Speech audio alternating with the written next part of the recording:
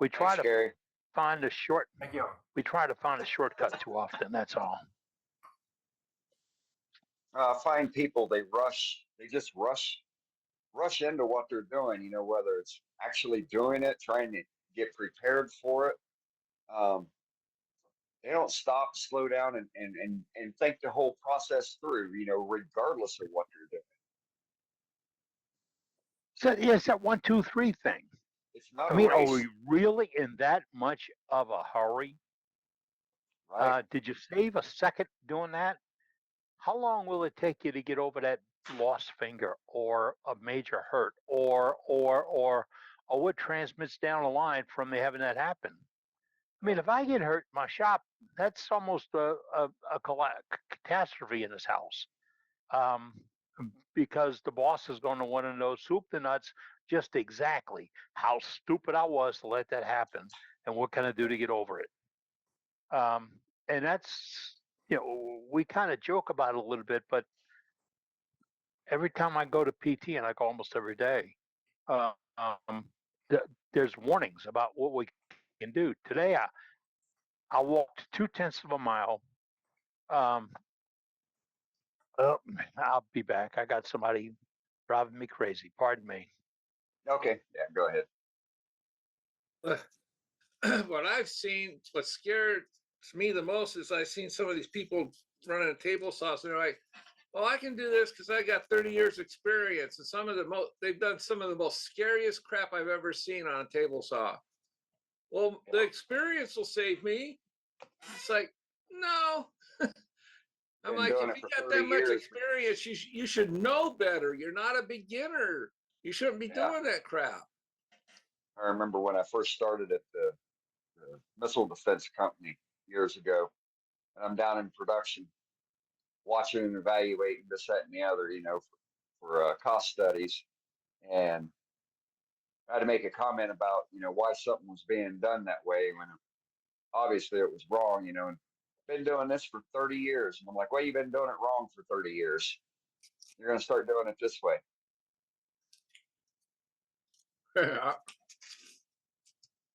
Experience. I've seen so many people that they go, I got all my fingers. I've been doing it for 30 years, right. 31 years. Oh, look, I lost 3 fingers. Yeah. You find a lot of professionals. Yeah, they've done production work. They've done a lot, but they did it with a lot of shortcuts, and they were lucky they weren't hurt. Right. Yeah. I saw a guy. I saw a demo at a club I used to belong to, club I helped form, where a guy was there and there was a rule about wearing a shield when you did the turning. And he's a professional carpenter or millwork or whatever, has a renovation company. I can't turn with a shield on. My response was, we'll miss you, but next guy up, and he's, but I can do this. I do this every day. I saw a photograph of him a while back with a bandage on the top of his head. It came off, hit him in the head. Sure. And I said, when did that happen? He said, a couple of years ago. We just don't want to lose the photograph. I can't turn with a shield on. I want to get a shield like the guy that saw cutting the concrete down on a corner. It didn't bother him at all. Way up here, so you got the shield on and it's flipped up. Yeah. If he felt something coming, he could just tuck down, I'm faster than that. What gets me is when they're cutting the concrete, because remember in the old days when they laid out concrete sidewalks, that included the little gap between the sidewalks. Yeah. Now they just saw it. And these folks that saw, they don't have safety glasses, they don't have masks, nothing. And I'm thinking, boy, these guys are going to be hurting in a couple of years. Yeah, boy. They don't realize it's not good for your lungs. They don't realize what's coming up. Or I don't like seeing them, but I see these commercials on TV. Did you work with asbestos before 1982 or whatever, about being exposed to asbestos? Yes, I did. I was a safety director at a company that Yeah. I was the safety director of the company where we installed asbestos panels in offshore buildings, and we hung it like it was paneling. Um, the insurance company was there about once a week with one of their on-site inspectors. They did air monitoring, and that was all the time, 24/7. You got warned if you were there a couple of days. The guy'd say, "Have you had a asbestos briefing?" Yeah. Well, let me see your card. And that was the trick into knowing well, you don't get a card. But then he started into the conversation. You had to have an asbestos briefing for everything from just blowing your nose. Yeah. And if you got a cough, if you had a cough or a cold, you couldn't work in that area. Yep. And because they knew, like we all know now, it was killing us. Right. Yeah, they use that stuff on everything, from brake pads to firewall insulation on vehicles to actual insulation in your home and commercial and residential. Um, like paneling. There's not much asbestos wasn't used on up until 94, 95 when they put the kibosh on it. They built a 45-story office building, the tallest in New Orleans, in 1868.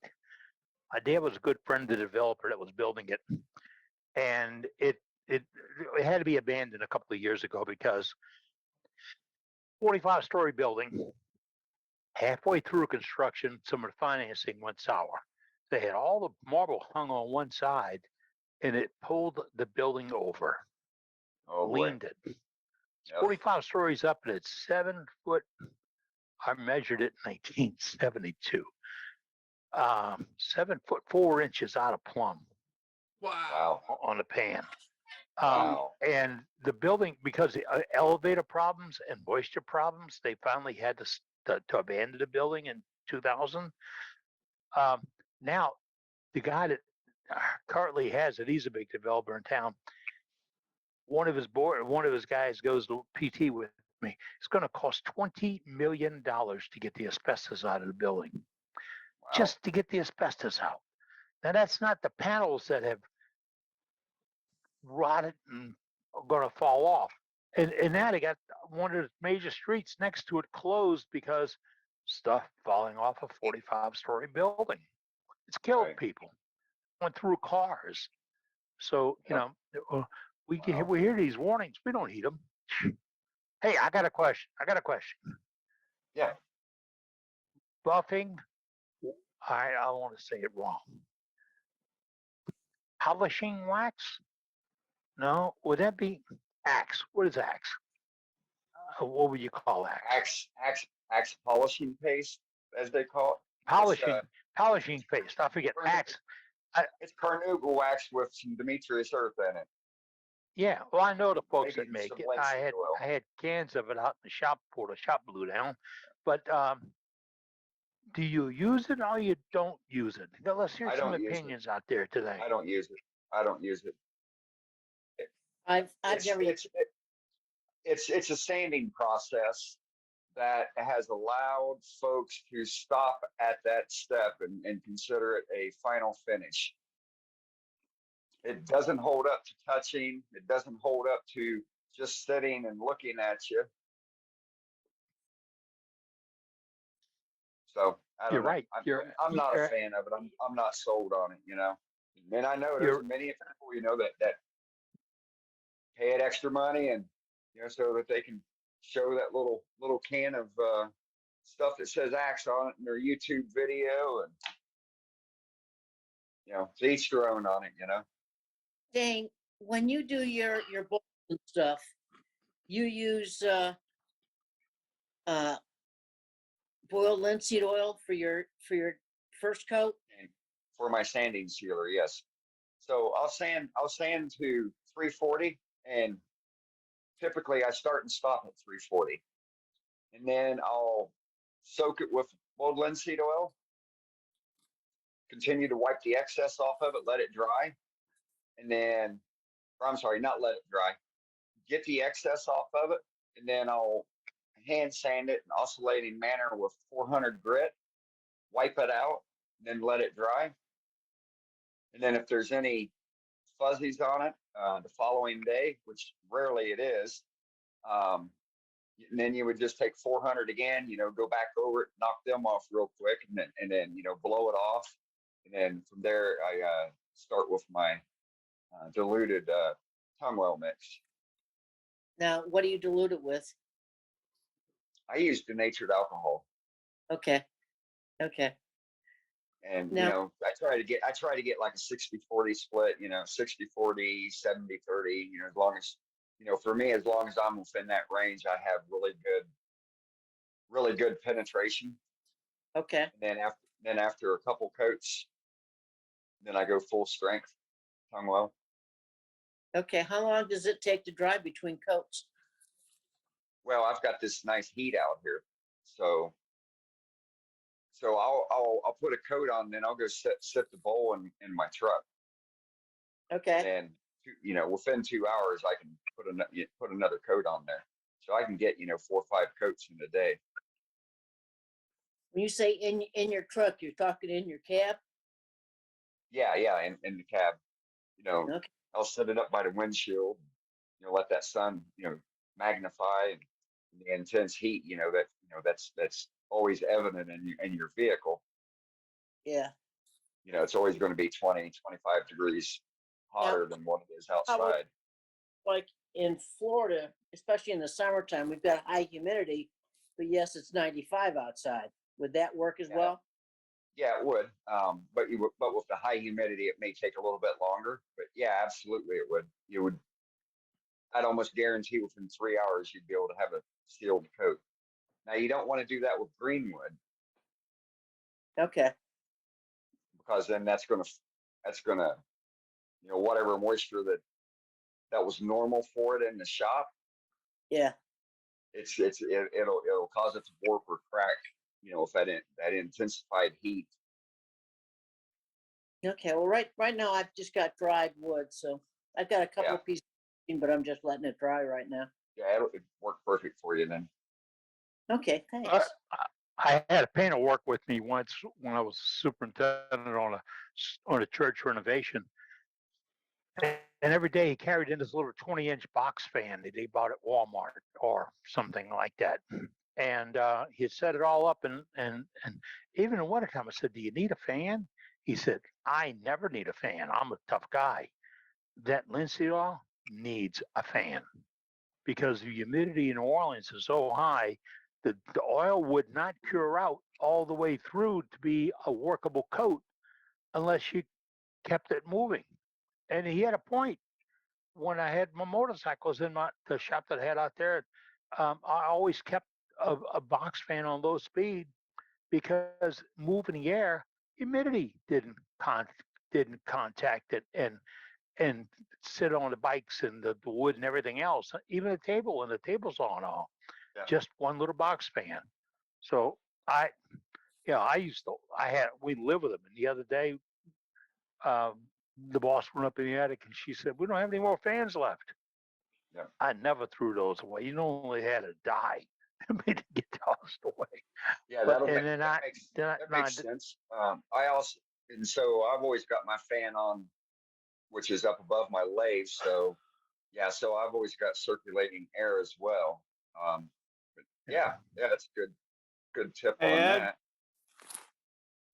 Who's that, Ronald? Ron, yeah. You were getting back to Axe. I use Axe and I like Axe. But I know I'm not supposed to say it, but there's certain applications that I use it for. And I don't like Dane. I don't use it as a finish on just sealed wood. I like to use I use Waterlux gloss. I like the high gloss shine. And if I take that Axe and I use the Axe over top of that, once it's good and dry, it knocks that shine out. Some people don't like that gloss. And that'll take that shine out. And then I polish it and that puts a wax finish on it. But that's how I use it. And it works good for me in that application. And make a good sanding medium for your final finish. It's like 1,000 grit sanding. Right. And it just takes it down to that just takes that little sheen off that some people don't like. Right. Takes it back to like a matte sateen. Like, yeah, like a matte. And I don't, I'm not buying all these different kinds of finishes. I use Waterlux gloss on pretty much anything anymore, except for Yeah. sand and sealer. So you want to? So whenever I've got commission work for a sateen matte finish, so I'll bring it up maybe not as lustrous as I normally do for my shiny stuff, but it's still got that. It's going to reflect light on it, and so being out here in Arizona, obviously got to have a pool, so I've got Demetrius Earth, and so I keep a little bit of DE in a prescription bottle, and I'll take my cotton rag and I'll soak or saturate the end of it, just 1x2 or 2x2 rag with linseed oil. Then I'll dab that into the Demetrius Earth, and I'll do this, same concept, different medium, but it does the same thing. And DE is super cheap.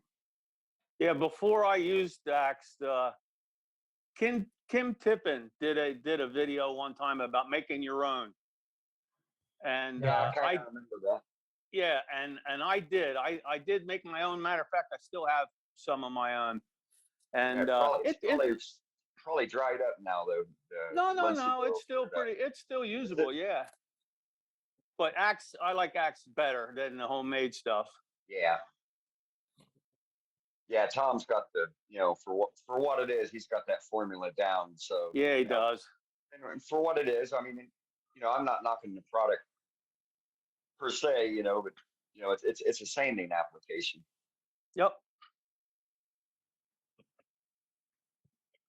There's no short. It There's works no really good shortcuts. on resin. Yeah. There's no shortcuts to a good finish. I mean, there ain't. All right, you can sell it any way you want. I mean, I'm the son of my father could sell you old shoes that you just threw away, because he can make you believe you really needed them. That's my wife's cubes. I made my own sanding wax, just like Kim did, and I still think I have 2 squeeze bottles of it back there. It's still good, but if I'm doing a high gloss finish on something and it's going to be on a machine, I'm going to buff it with plexiglass cleaner. I'm just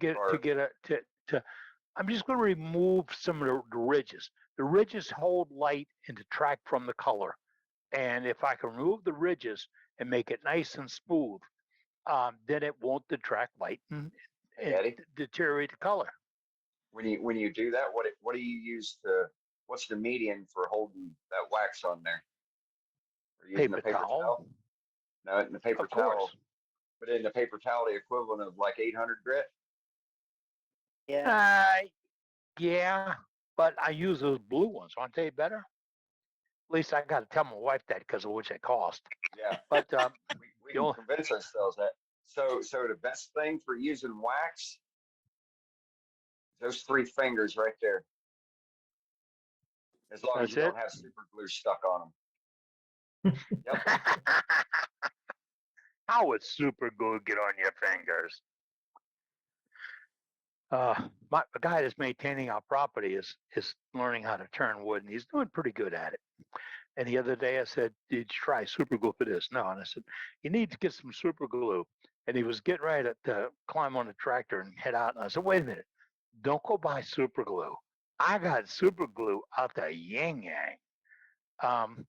Because manufacturers will send me samples to try. And there's one I stick with. I don't need to try anybody else's. And it's not 3408 that I stick with. Okay. Yeah, we know. Yeah, I know. But I gave it to him the other day. I saw him 2 or 3 days later. He's got his hand up. You could still see what he grabbed onto with the super glue. He still had traces of whatever he was gluing up. It was still there. He had gotten rid of. I said, "Did you just try and put it in cold water?" He said, "No." And I said, "Go put it in cold water. it'll help. It'll help crystallize it and help you get it off. But whatever you do, if you get it on your finger, don't stick it in your mouth to stop it."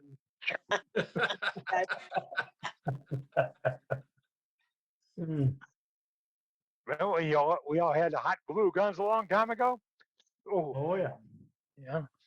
That's Hey, an automatic Captain? thing, learn as a kid. Yes. This is super glue. I was trying to see, I make pens, and I was trying to see if I could use super glue on bowls. These are small, about 5 inches. This one's about 4, and this small one is about 3. So I put the super glue on them, and I prefer a wood feel to wood.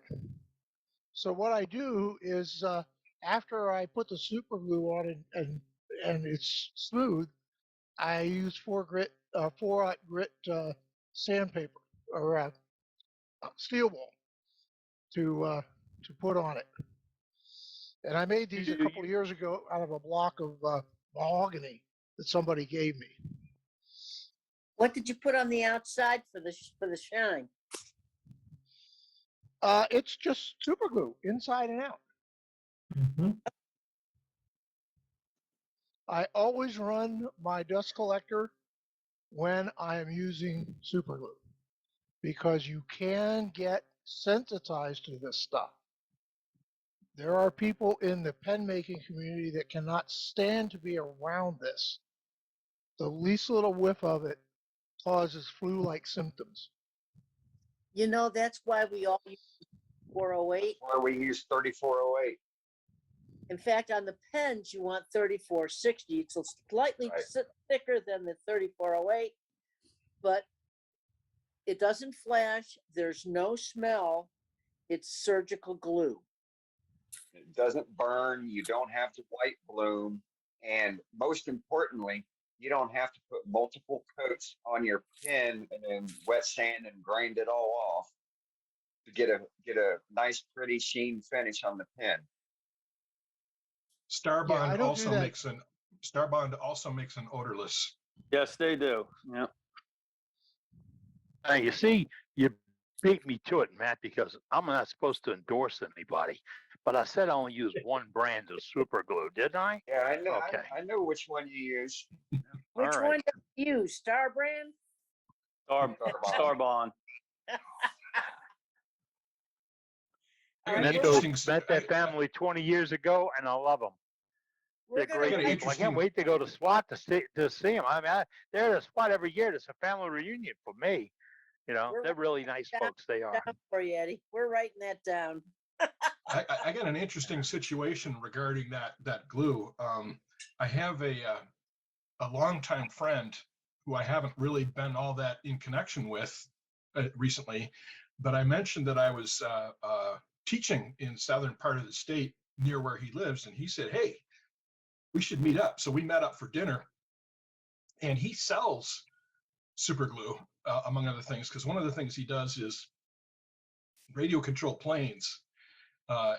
Years and years ago, I taught him to turn, and he taught me how to make Native American flutes.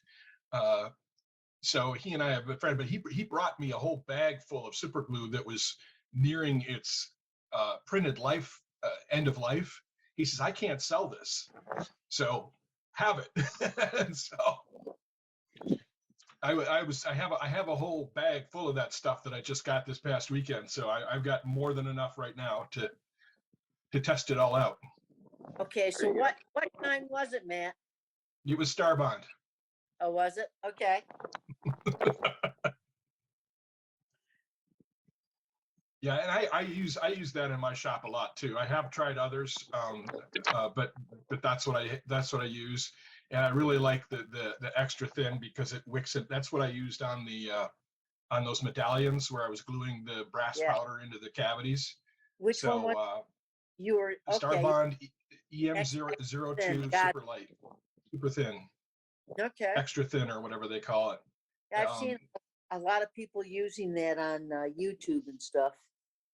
Yeah, it's what I use. Like if I'm using my microwave drying system, which our file is on our website, that file, my process is on our website. So if I'm using that process and at some point micro cracks begin developing in the piece I'm drying, that's what I use there too, because it wicks down into the wood and locks everything in place. Gotcha. So let me get this with your goblets again. You're using a polyurethane spray, I am Like using Trilon? Minwax Minwax. Spar urethane, Helmsman's Spar urethane clear. So Let's see here. that becomes, I know that, oh, that's beautiful. I know you. that most things that are, I wouldn't even dare drink out of that one. But the thing is that becomes impregnable to the wine. Is that it? So that people can put wine and stuff in them? Yeah, they can put wine and stuff in here, and it seems to be fine to things like warmer liquids. And you can't do that with epoxy because epoxy starts to flow and soften if you put like hot tea in something that's got epoxy on it. Okay, so this is Minwax Spar in the spray. I'll put it in chat. It's Minwax Helmsman's Spar urethane, and I use the clear gloss because they've got like the original version of it is yellowing. Okay, it turns Yeah, things I don't yellow. like stuff. Yeah. Yeah. Here, Sue, here's what it looks like in a can. All right, hold on. Beat up a spot. All right, say it again. Do it again. This guy. Here it is, Sue. This is Scott. There we go, right Okay, there. gotcha. Okay, thanks, Scott. It's got a UV protectant in it. Yep. Yeah. It does. So if you're doing a birdhouse and it's going to be out where birds live, it won't be as impacted by the UVs as other You're talking finishes. real birdhouse, not the one that Birdhouse Bob makes. Is that right? Well, he could be using it there too. I mean, it's Yeah. mostly what I buy now, so I use it on everything. Okay. You can use it. But You can use it on anything outside, Sue. It's made for finishing boats, is what it's made for. Okay. yes, yeah, the people who do I that, was that waiting a fine weekend. woodwork on those wooden boats, you know, that's what they use. Is this stuff? I'd always used on the outside of wood here to use spar varnish, but if the Minwax is doing great, that's the way to go. I was relating a couple of weeks ago. I have a birdhouse hanging in my tree out there that's been hanging there for, I believe, 15 years. And it's got the hole is plugged in so I don't get wasp in it. But it's just a decorative birdhouse. The whole top is crusted with what I call oak tree garbage that's just has, all right. There's nothing wrong with the finish. The tree cutter had to move it the other day. He wiped it off. It looked like it was brand new all over again. They hang out there all that time. Made it through 2 good hurricanes and everything. But and that was that Minwax Spar urethane. Can I quickly show another? I picked that for the UV. Go ahead. Can I quickly show another piece? Yes. Yeah, go ahead, Matt. Certainly. And I don't know if you can see the gloss on this one. Yeah, it's beautiful. And Thank you you, kept but the bark. That is wonderful. Yeah, this is a silver maple. Very That's nice. a pretty piece. Thank you. Really But this can't. is and I used the rattle can. Scott had the can, the liquid, but I used the aerosol, the rattle can. I also use the liquid. So one of the things you can do, especially if you're turning natural edge pieces, if you're using the same finish, whether it's in a liquid can or on the spray can, you can spray your bark the place that you can't get liquid on. You know what I mean? Okay. You could use both. You could use both the liquid, and it's the same finish. Mhm. Great idea. Thanks, Matt. Yep, my pleasure. Yeah, so I use Spar for external applications for stuff that's going to be exposed to the elements as well. And so, like, you guys remember my front door porch with the sunburst carved in the back of it. So aside from the dust on it, and it gets all the rising sunshine, sun's on it from the time it comes up at, currently at 6 a.m., 5:30 till 12 o'clock in the afternoon. And it's just as shiny as it was when I refinished it.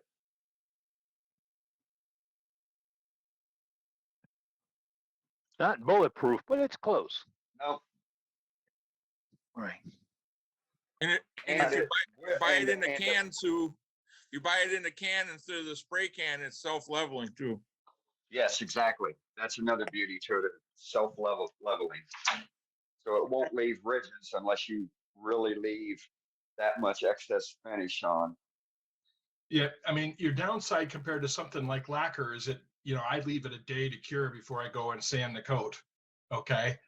So Okay. it doesn't dry right away, but so what? You get UV protection and waterproof, it's not waterproof Yeah. per se, but it's certainly water resistant. It's very liquid resistant. So Okay. Russ Fairfield used to use it as one of his 3 ingredients to make Danish oil.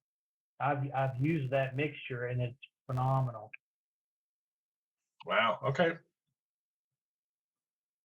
Yeah, just So, equal parts of yeah. Spar Varnish, pure tongue oil, and mineral spirits. Okay. Okay. In Danish oil, truly, one of the components is linseed oil. Not necessarily. It can be, but you can use tongue oil. You can use linseed oil. You can use the hemp oil that's so available right now. Well, no, okay. I was talking traditional. But okay, yeah. I'm Yeah, sure there's traditionally, some yes. many hybrid brands. Okay, never mind. Yeah. No, you're right. You're right. I wasn't listening to your question. So No, that's Doug, all right. is Doug doing a demo tonight? No, No, ma'am. Brenda is. Doug's just suited up just in case. Yeah, Oh. I there. just came out of the shop. You look I'm doing awfully the clean. demo. I'm doing the demo tonight, but since we're not gonna do it till 8 o'clock, I ain't going out in the garage till about 7:30 or so. Sounds good. I Sounds thought good, you were Brenda. going to say It's seven. all set up. We're ready to go. Right on. Okay. Even got me a camera woman for tonight. Is it cold Yeah. out there? Oh no, I got a half a garage full of flowers, so it's pretty warm in there. Okay. You Yeah. don't have them in the ground yet? No, it's too cold outside. What do you mean? It's May 3rd. Yeah, I know. Oh, it's cold. But it's cold outside.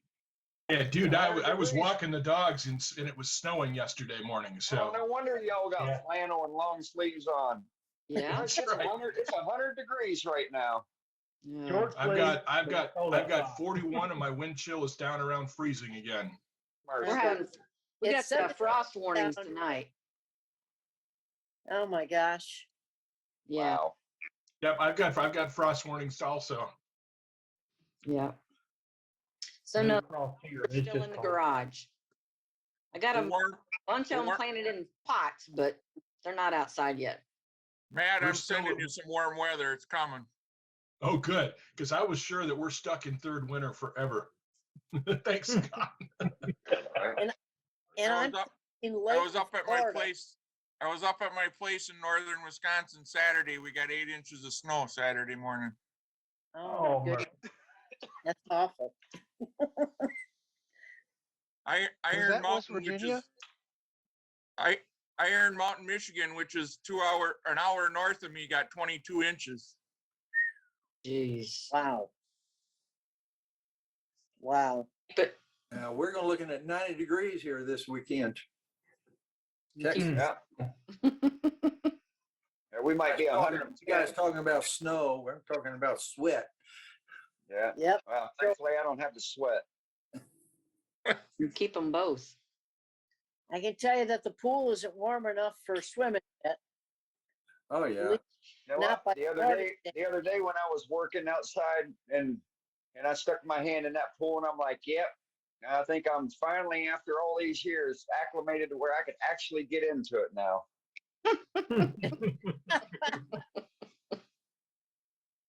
How many years did it take you? 21. Oh my God. Yep. What was the Yep. temperature of the pool, Dane?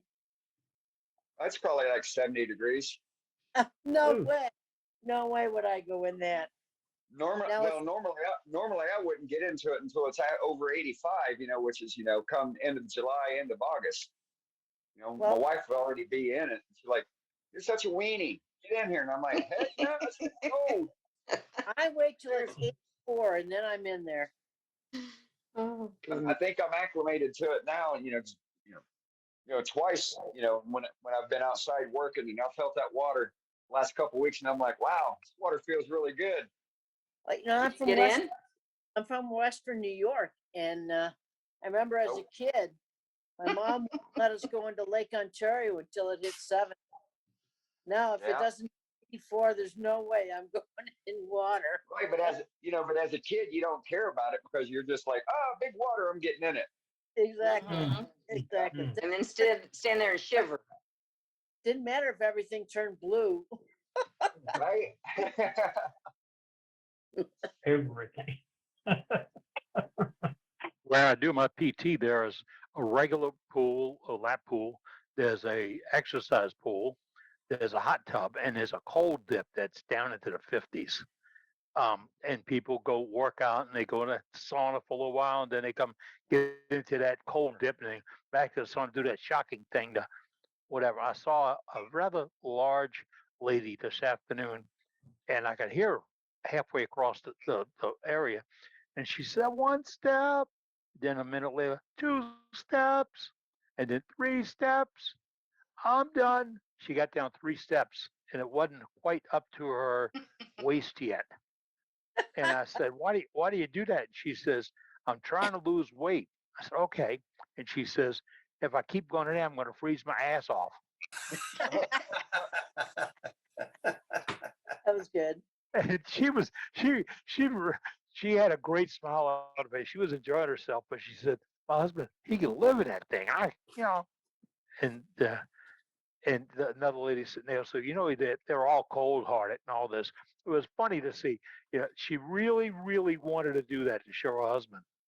But I have a hard time in the exercise pool, and it's warmer than 2 or 3 of the others. And if it's too chilly, I know it's supposed to make you work harder and be better for you and everything. Just rough, I just rough. pass. Yeah. But it is a relaxing time. Did you get rid of stress? Jump in there, Dane. You want to unload some stress? Just get in there for a little while, Right? and don't do it. That'll Don't make do you anything feel else. something else. Don't do anything Yeah, else. amen. Just get in there and feel the ripples, feel the water moving you around and stuff. And it's good for you. My cardiologist told me instead of doing all the exercise and all, he said, "All you really need to do is go get in the pool and sit there for a little while every day." He said it would excite things and you would move things around and make you feel better. Yeah, through that. Yeah. Mm. Yeah, I need to get in there more often. I think I was in there one time last year, and maybe 2 or 3 times the prior year. Really ought to utilize it more often than I do, considering I'm out there taking care of it every day. Mhm. So we should have some. Go ahead. A couple of quick notes. Um, this week the club has adopted a new administrative manager for our Facebook page. Yes, it is social media, and we do have a Facebook page. And I love it when people post pictures of what they do in the photographs and all the stuff. But what I really hate is when you go there and there's 40 guys from somewhere in the world selling T-shirts that look like a great deal, and they're tuned towards wood turning. They're not a great deal. Okay. And those kinds of deals are a great way to get ripped on your computer with your money and everything else. So we were trying to figure out how to get rid of the spams or the garbage that was popping up. Well, Dane Chandler became our administrator this week, and he went through and took out 50 ad profiles. 50, Wow. 50 just from the postings that were already there, and they're banned and they'll never be able to come back in. And on the batch of 96 that had been approved for membership, that they were approved for membership as of this past Saturday. So out of that 96, I went through each of their profile to research them this morning, and 27 of them were all con artists. And of course, they got the ban as well. And, throughout the day, I get the alert, for folks wanting to join. And I probably had 20, 25 people wanting to join. And out of that 20, 25, there was one person that I allowed in. Wow. Wow. So it's going to be I'm going to go through all the individual names there. Pretty much I can spot them just like that already. But at the same time, I want to give the benefit of the doubt to make sure it's not a cloned account, and they're in there 2 times, and with the cloned account being the damn fraudster. But one thing all the members need to know is at no time will we solicit or make a posting that is going to solicit money for the club, or make a posting about, oh, if you're inactive, we're going to remove members. No such action is going to be facilitated or warranted by our group. And if there's anything that would be pertinent and coming up, rest assured it'll be announced or publicized on the webpage, or it'll be announced and we will talk about it Wednesday evenings during our weekly meetings. At no time will we be releasing some big deal news or anything like that on Facebook. 9 times out of 10, it's all going to be released here first prior to doing anything on Facebook. So if you see any suspicious activity, please report it to the admins. I'll get the alert right away. I'm pretty diligent about acting on those alerts. I've got nothing better to do besides turn wood or do things here for the group. So, If I may make a suggestion, Dane, yeah. In that wood turning for beginners group that I admin with a number of other people, we set up some questions and then we added filters for those. Yep, we're going to do that. Okay, it's already in works. Yeah, I mean, our questions are just basic, like, do you have a wood lathe? Are you a beginner? Do you agree to abide by the group rules? If they say yes, and I agree, then we put them into this filtering situation for 2 hours where we don't let them in. And because that's until a moderator looks at their profile. Right. But there's a lot more people who are allowed in. So that took it did a lot of really good filtering, and it took a lot of the work off of us. I mean, we got like 6 moderators on that group. So right. The questions. So part of it was, when we initially set the page up, we gave everybody the right to approve membership. And so when every Tom, Dick, and Harry that was looking to garner information from our webpage, all these bad people were becoming members. We were just pounding the accept button, accept, without looking at the individual profiles. I know for the 3 years that we've had the page open, and I saw the alert, pending request to join the group, I would look at their profile. Right. And determine whether or not it's a legitimate person. Unfortunately, the majority of these folks, were let in by this case, and and it's nobody's fault. They didn't know. So, but yeah, I'm going to be setting up questions to where these yahoos will be filtered out and won't even get to that section yet. And then, like I said, with the holding tank to allow for proper review of their profile to make sure they are legitimate people and they're not out for nefarious reasons to take advantage of any of us in our fine group. So, but I just want to, gotta- I need to reiterate, add to. we're, I just want we'll to add to never what be Dane asked. said. We're not Go ahead, Eddie. eliminating anybody. We're No. not making a clique. We're not a gang or a group. We're woodturners sharing information. And to allow someone to come in and attempt to take advantage of us, and with just if you look at the medium age of what is in this club right now, we're over the hill. Um, and a lot of us can be fooled by what we see or read. Look at Doug Millicent, not me. But what we look and see on these devices that have popped up into our lives over the last 20 years or 25 years uh, sometimes fascinates us, but very often confuses us. We are putting these in place so that we eliminate the confusion. And if it's bona fide, it's going to be there. If it deals with wood turning, it's going to be there. And that's what we're proud of.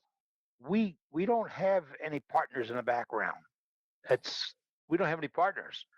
Everybody that likes woodworking is here. We have the world's greatest wood turning website. We do one of the best meetings in the entire world, and we just keep going on and on and on. What impresses me about you folks right there is Dane put out a thing, welcome these members to the club, and he threw it up on social media, on Facebook. And what amazed me was I saw at least 10 different members, not all in collaboration, 10 different members welcome these folks to the group, remind them that it's Wednesday evening, what time it is, and they can join. And if they do join, would you ask them, Dane? You asked them. No, I asked them to identify themselves to let us know that they are a new member so that they can get their general membership welcome package. So if we have any new members, watch that, the general membership welcome package.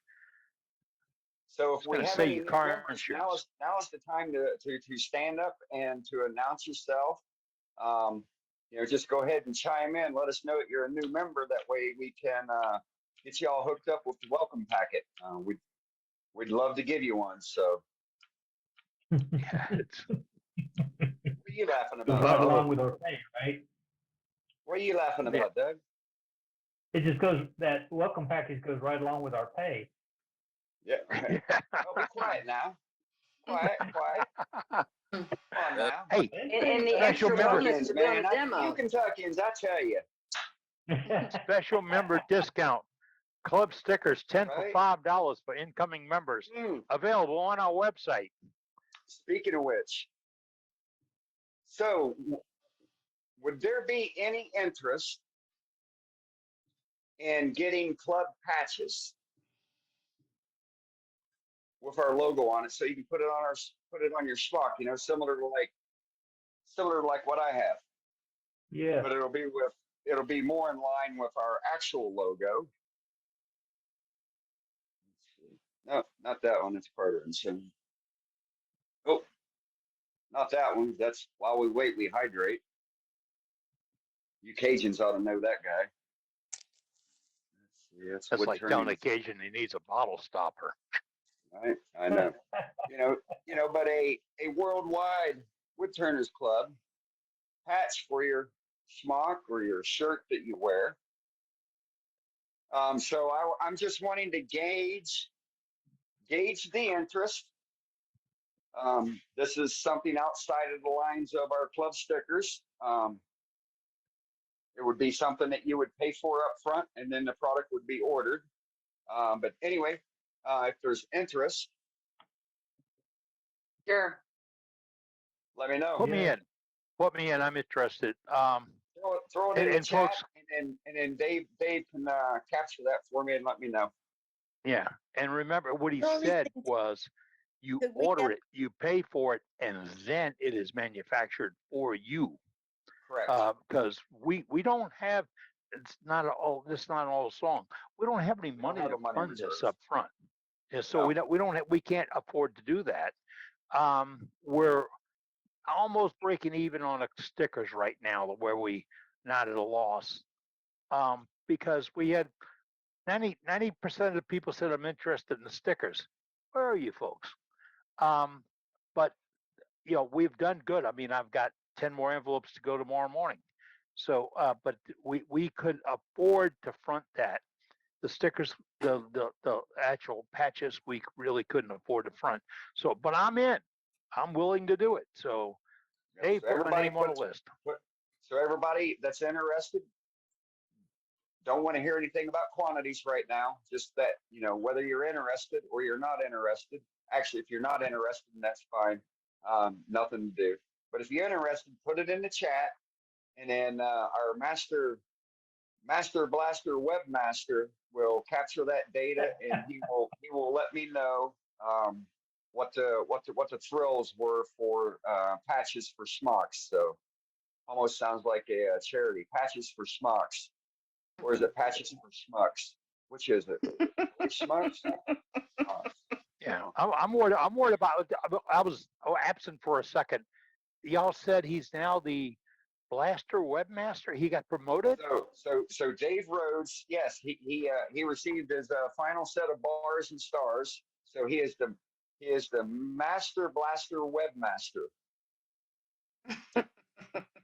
That I would say that's really not true. But in a little while, he's going to give us an update about the world's greatest website for woodturners.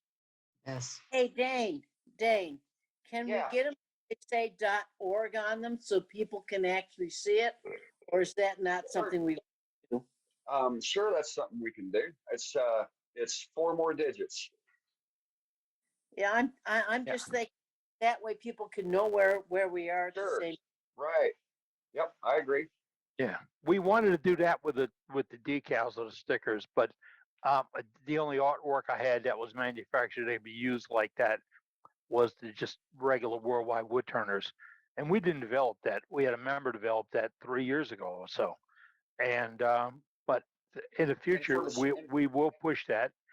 And when I just shipped a big package of them to Doug because he's gone to AAW in June, and he's going to pass them out, and he'll let folks know you can join us Wednesday evenings at .org or follow up.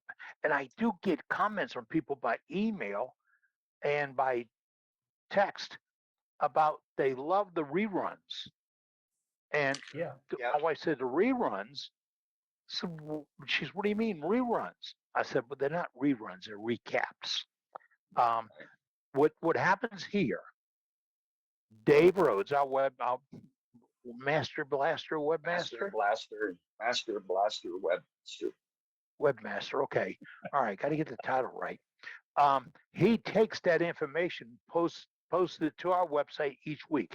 He also captures the chat, edits out the things that should not travel in the chat at the time, because we get things in that we need and use, but don't really dispense. But he edits that, puts that on there. He also collects the photographs, the tips and hints. Matt said he just put something up on a technique he was using. Well, we've got that from Jim Duxbury does that. And if you wonder how good are these tips and hints, Duxbury is internationally published in Wood Turning magazine. It's not a sketch on a piece of napkin, and that's what we collect. Master Blaster Webmaster. Okay, Trey's got me right there. Now I got it in writing. I can handle it. Hey, Who got the gallery to? Oh, I want to add something real quick for the newbies. Along with that new member packet you get, if you sign up to do a demo, you get a bonus. That's a fact. Yes. Cat's out of the bag for that. Yeah. So speaking of that, I'm gonna head out to the garage, and I'm gonna need to be signed back in. Okay. Okay, that'll work, Brenda. All right. Be watching. Bye bye. Y'all need to be careful. It's not the 1st of April.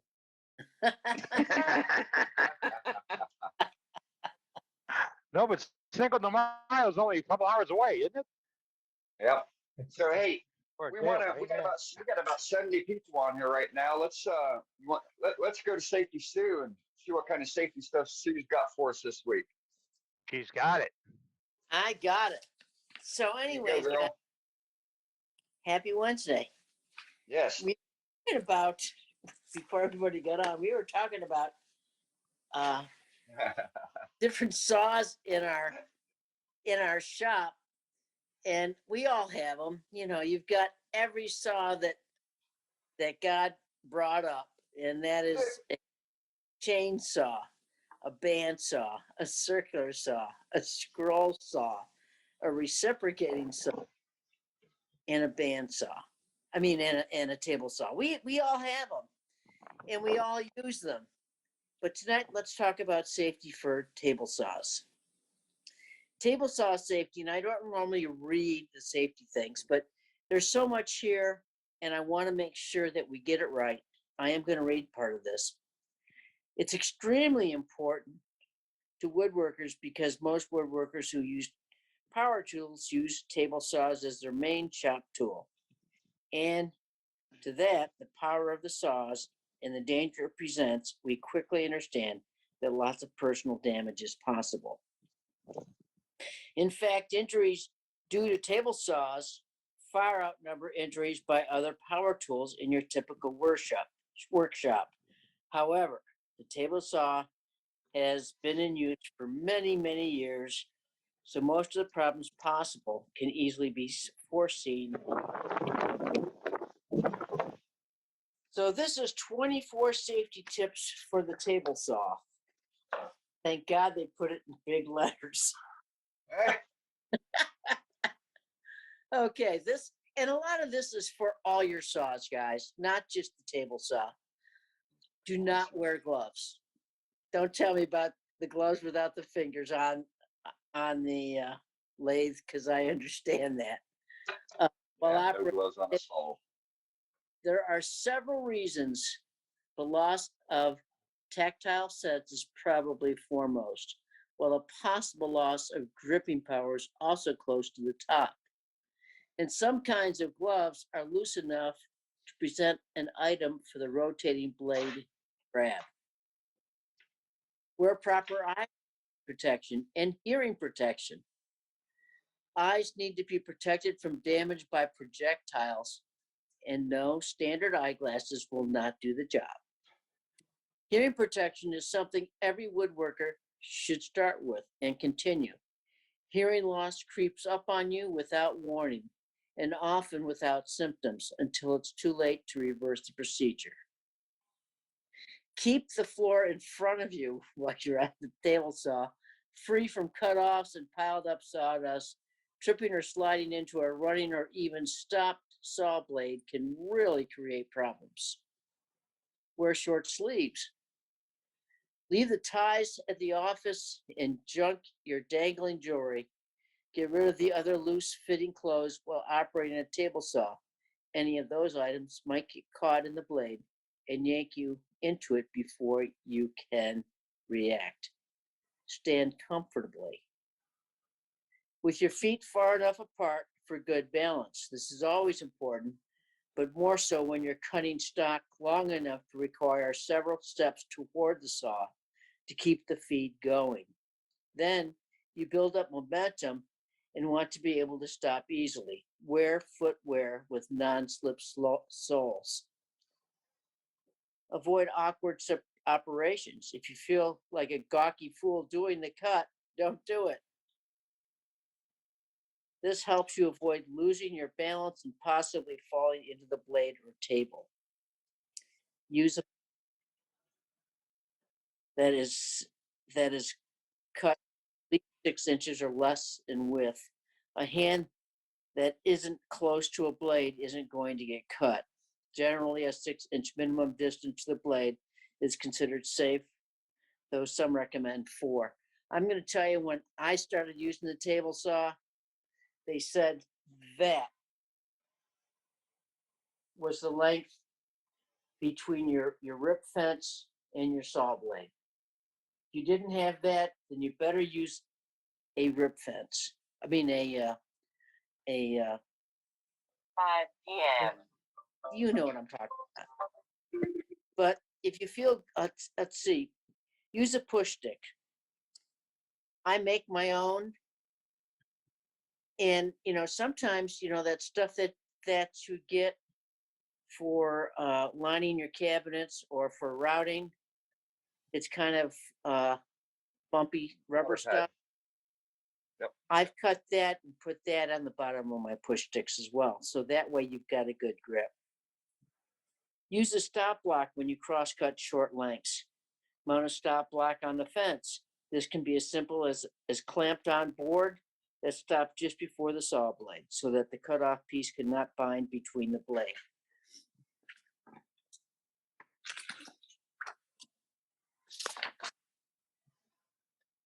Position your body so that you're just off to the side. Stand in front of it, guys. I've seen where some guy, he said, "Oh, I know what I'm doing," and he cut that piece and it came coming back at him, and he's lucky that it didn't impale him. So please stand to the side and push the wood through. Now, you're pushing with your right hand. This left hand should be doing nothing. You don't want it near the saw. If you want to help guide it on the side of the wood, that's fine, but really away from the saw. In fact, in a lot of schools, they say once you started the cut, you put the hand off to the side so that if you need to hit the stop key right away, you're good to go. Never reach behind or over the blade when it's running. We would push the item through, and with this hand, we'd go and we turn off the blade and let it stop before you grab the piece. Yes, it takes a few extra seconds, but a few extra seconds is worth half a hand. I'm going to tell you right now, I saw this one professional. He was teaching us how to do stop cuts in the middle of a board while you're cutting it through the board, and stop it, say, right here. And I'm thinking, oh my gosh, is that dangerous? And the curator of the school came running out and she said, "Sue, what did you see?" I said, "Something you'll never see again, because we don't need this guy teaching us, because that could have been easily come back at us." Never lift a piece of board while the blade is running. If you can, and I try to make them for all my saws, use zero clearance inserts. These reduce the chance of slender cuts dropping into the lower part of the blade and making the round trip to speed by your head. They also reduce splintering cuts. I use it for splintering. And I use it on all my saws. Keep the tabletop smooth and polished. A dirty or rough table requires you to use more force to push the stock through the blade. It may also rust like crazy, further reducing the saw's effectiveness. And if the saw is not running free, don't turn it back on. Make sure the saw is running free before you turn on the power. This is especially helpful after you make changes or adjustments. In other words, spin the blade without power a time or two to make sure there are no scraps or tools touching it. And there's a lot more here, but I think we need to have it in 2 different sessions. Folks, saw safety, any saws, especially if it's rotating towards you, can do something to you in a nanosecond. And in my opinion, the table saw is one of the most dangerous tools in the shop. Yes, I've gotten cut by a bandsaw, but I think it's more dangerous than the bandsaw. So remember, be safe this week. Be safe around your power tools. And I'd love to see you next week. And on that note, I want to say to everybody, to folks that say, "Sue, can I say something?" I want you to say something. I want you to say, "Sue, well, this is what's happened to me," or "Sue, let's make this even better and say this." I want to hear that because that way we're helping each other. Be safe this week, guys. See you next week. Thank you, Sue. Right on, Sue. Thank you. Hey, Sue, I'd like to add one thing. I'd love to hear it. And, this is from experience. If you're gonna cut reused lumber or repurposed lumber, make sure you got the nails out of it. Make sure they're not broke off below the surface. Exactly. I cut my thumb off in a table saw due to the fact that there was a nail that I did not see in a board that had been repurposed. Somebody broke it off below the surface. Yanked the board in and thumb right along with it. Took my thumb completely off. So check your lumber. Even if you think it's not been used, check it anyways. Just Thanks, be safe. Thank Good you. ideas. And might I add, you should not be cutting your round blanks on a table saw. No, Mm. I can't imagine anybody doing that, but no. I've seen people do it. I have seen people do it. Yeah, There's YouTube videos with people doing it. Oh my God. Yeah, that's Ridiculous. They the one cut it one way and then they flip it back over, to try and cut the corners off and try to get it as close to round, and the whole 45 minutes that they spent at the table saw trying to make this thing round, they would have had it round already if they would have chucked it up and spun that wood off. exactly. And that also goes with what I was going to bring up next week, but no freestyle cutting on a table saw. Amen. Yeah. Yeah, you'd be surprised how many people do it. Do you mean like holding it by the hand and going, you can't do that even for firewood? just real quick. Yeah. Y'all scaring. Look, man, y'all scaring Doug. Y'all keep coming up with stuff. And You do Where's that. the camera at? Logs. We getting this on video? Man, I can get a lot of hits on this. Yeah. They used to teach that stuff, and it's crazy. I watched a 12-foot piece of mahogany, 12 feet long, 2x8, I believe it was, shot 40 feet across a high school shop wall and impaled into a block wall. Wow. And that, it's crazy. It's amazing. It's a miracle nobody was in that line of fire. But yeah, it was nuts. yep, the things we see. All right. Yes. Hey, we Did I got a make- lot of questions. Got some questions coming in on the patches that Dean was talking about. Dane was talking about a little while ago. Put your input in chat. Bob said, what size are they, a sticky back, so on and all that. Put preferences in that chat if you're interested in those. It's a 3-inch patch. So there's no preference. It's 3 inches that we've got a quote on. So it'll look Okay. like our patch, and we'll inquire about adding the additional 4 digits for the additional cost on it. Icky or so on? It'll be so on, like a regular schmuck patch. Okay, good. Yeah, because me, that sticky stuff doesn't always agree. I mean, just that Ron Radler sent me one to put on my jacket, and my wife put that tape on it, and then pressed the iron on it. As crooked as could be. So, and I learned how to hand sew. So, and I got pretty good at it. But you don't have to order the patches. Just tell Dane that you're interested in getting into this program. He's going to get an idea of what is happening, just like we did with the stickers, and then come back and be able to make a presentation. And at that time, we'll order your sticker, your patch, have it done.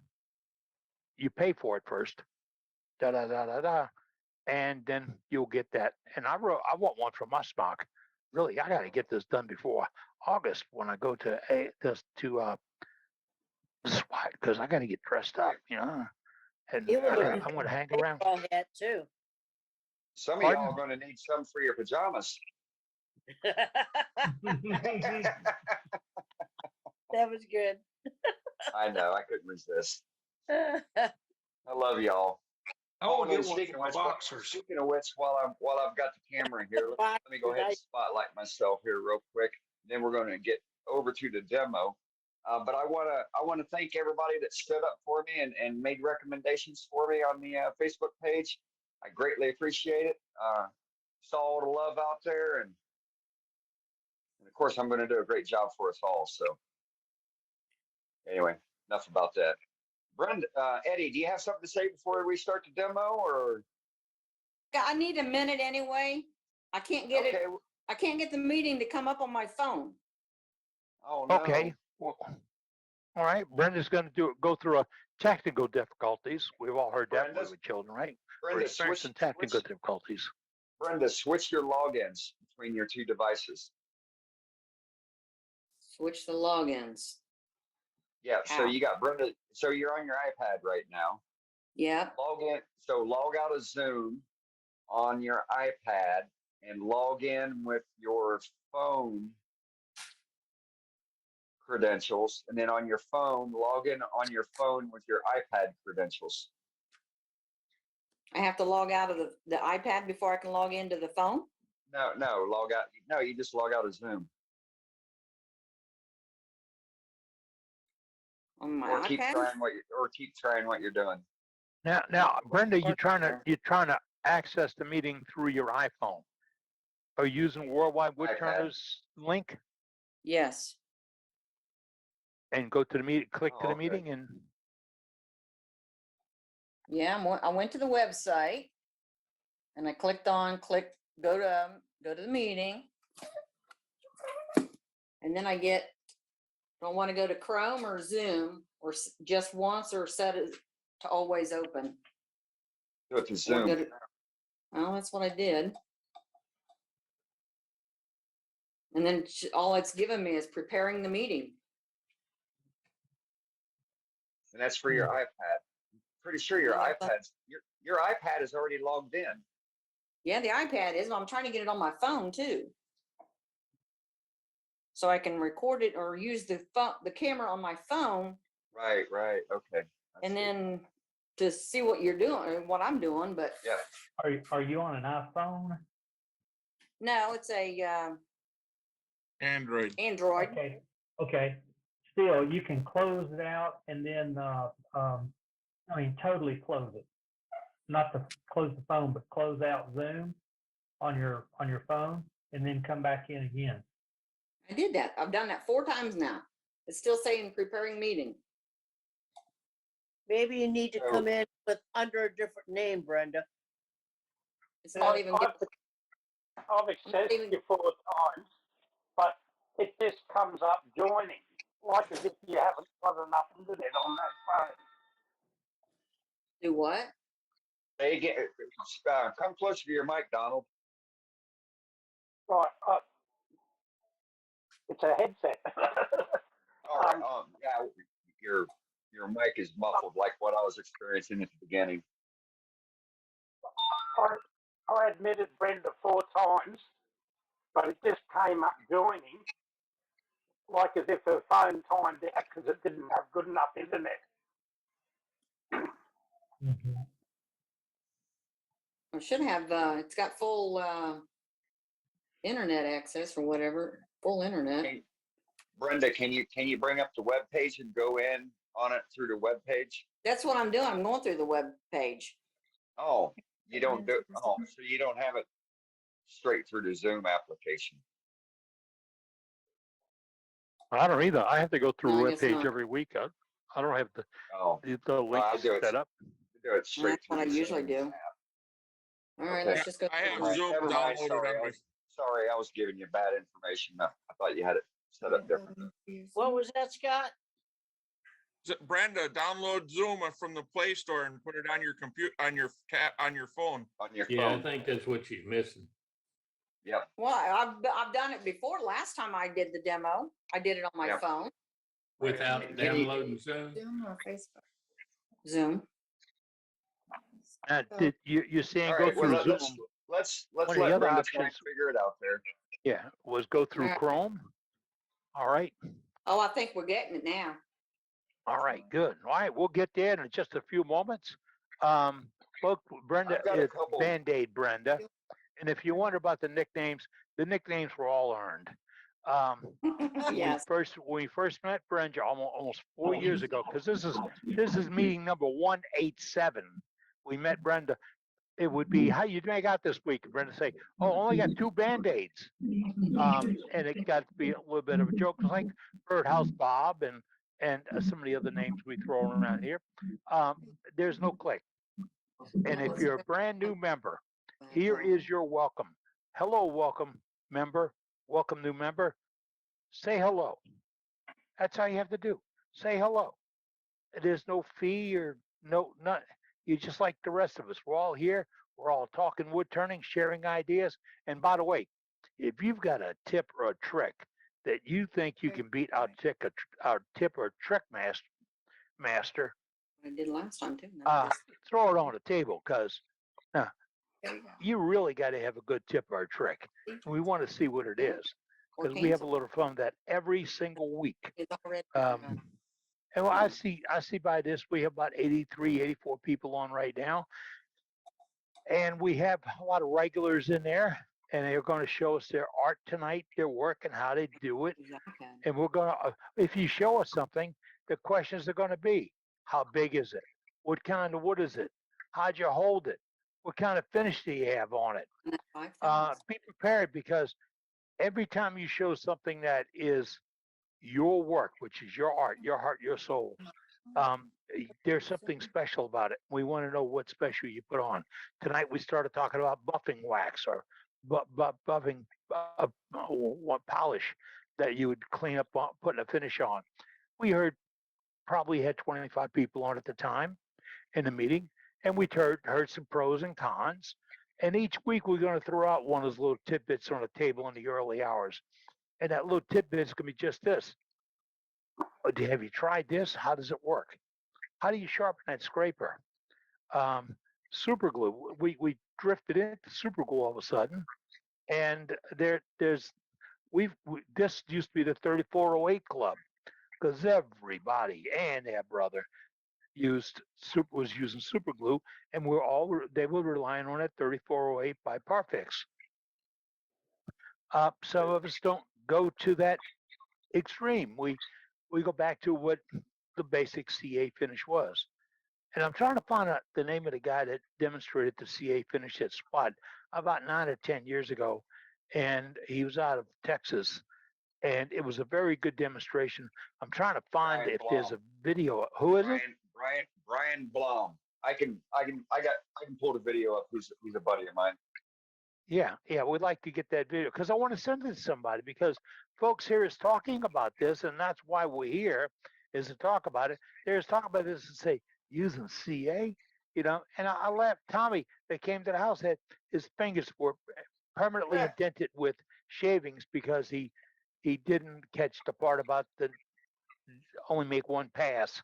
He was using super thin, and he didn't know you can't go back and forth that one. The other one you can.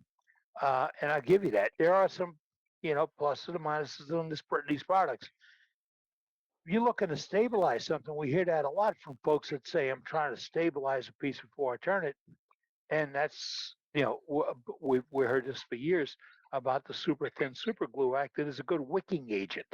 If you got something that's a little punky, like palm, PALM, palm is beautiful wood, but it can sometimes be really crummy to turn. It needs to be stabilized. Yeah, it needs to be stabilized. But you stabilize it.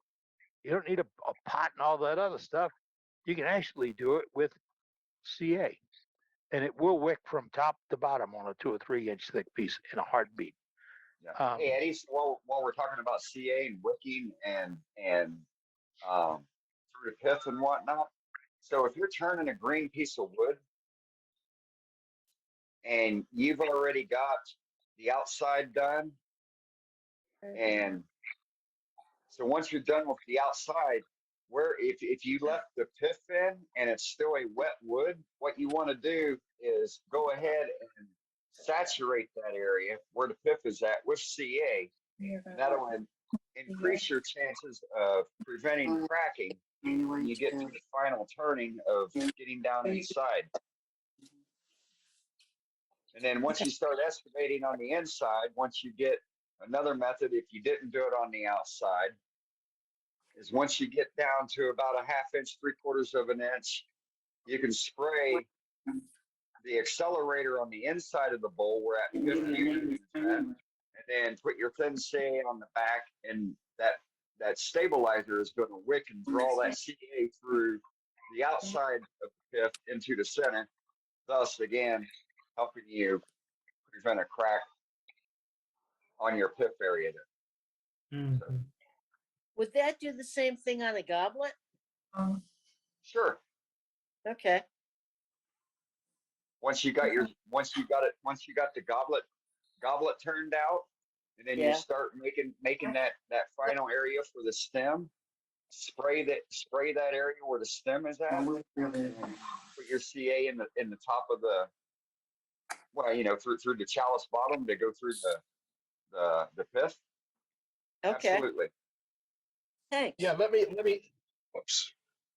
Let me Matt, get what this do you one, got? this one back out again. That's exactly the process. This piece has got the pith right in the middle. And I've got a little bit of it here too. So it kind of like, I don't know if you can see that, but it's there and there. So it's not exactly centered. So when I turn the outside shape, I've got super glue on it here, super glue on it here, and I'll super glue the edge, the bark and the edges before I even start on the inside. So this is basically a branch, and this is, the pith is run right through the center of the goblet. Well, not exactly through the center.